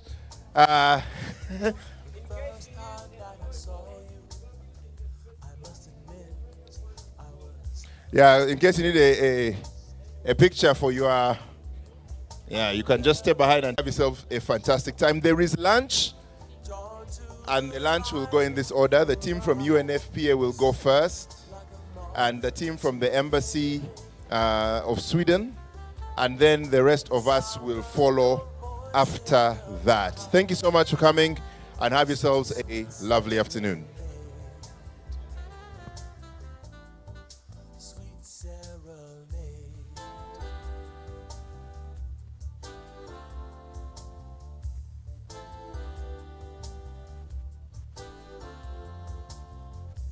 Every move was just like poetry. From the look of your eye, Mercury. All the students,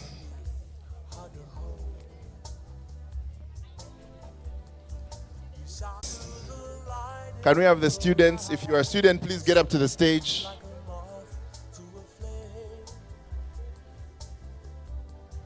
The sound of your voice in the night. Such a sweet serenade.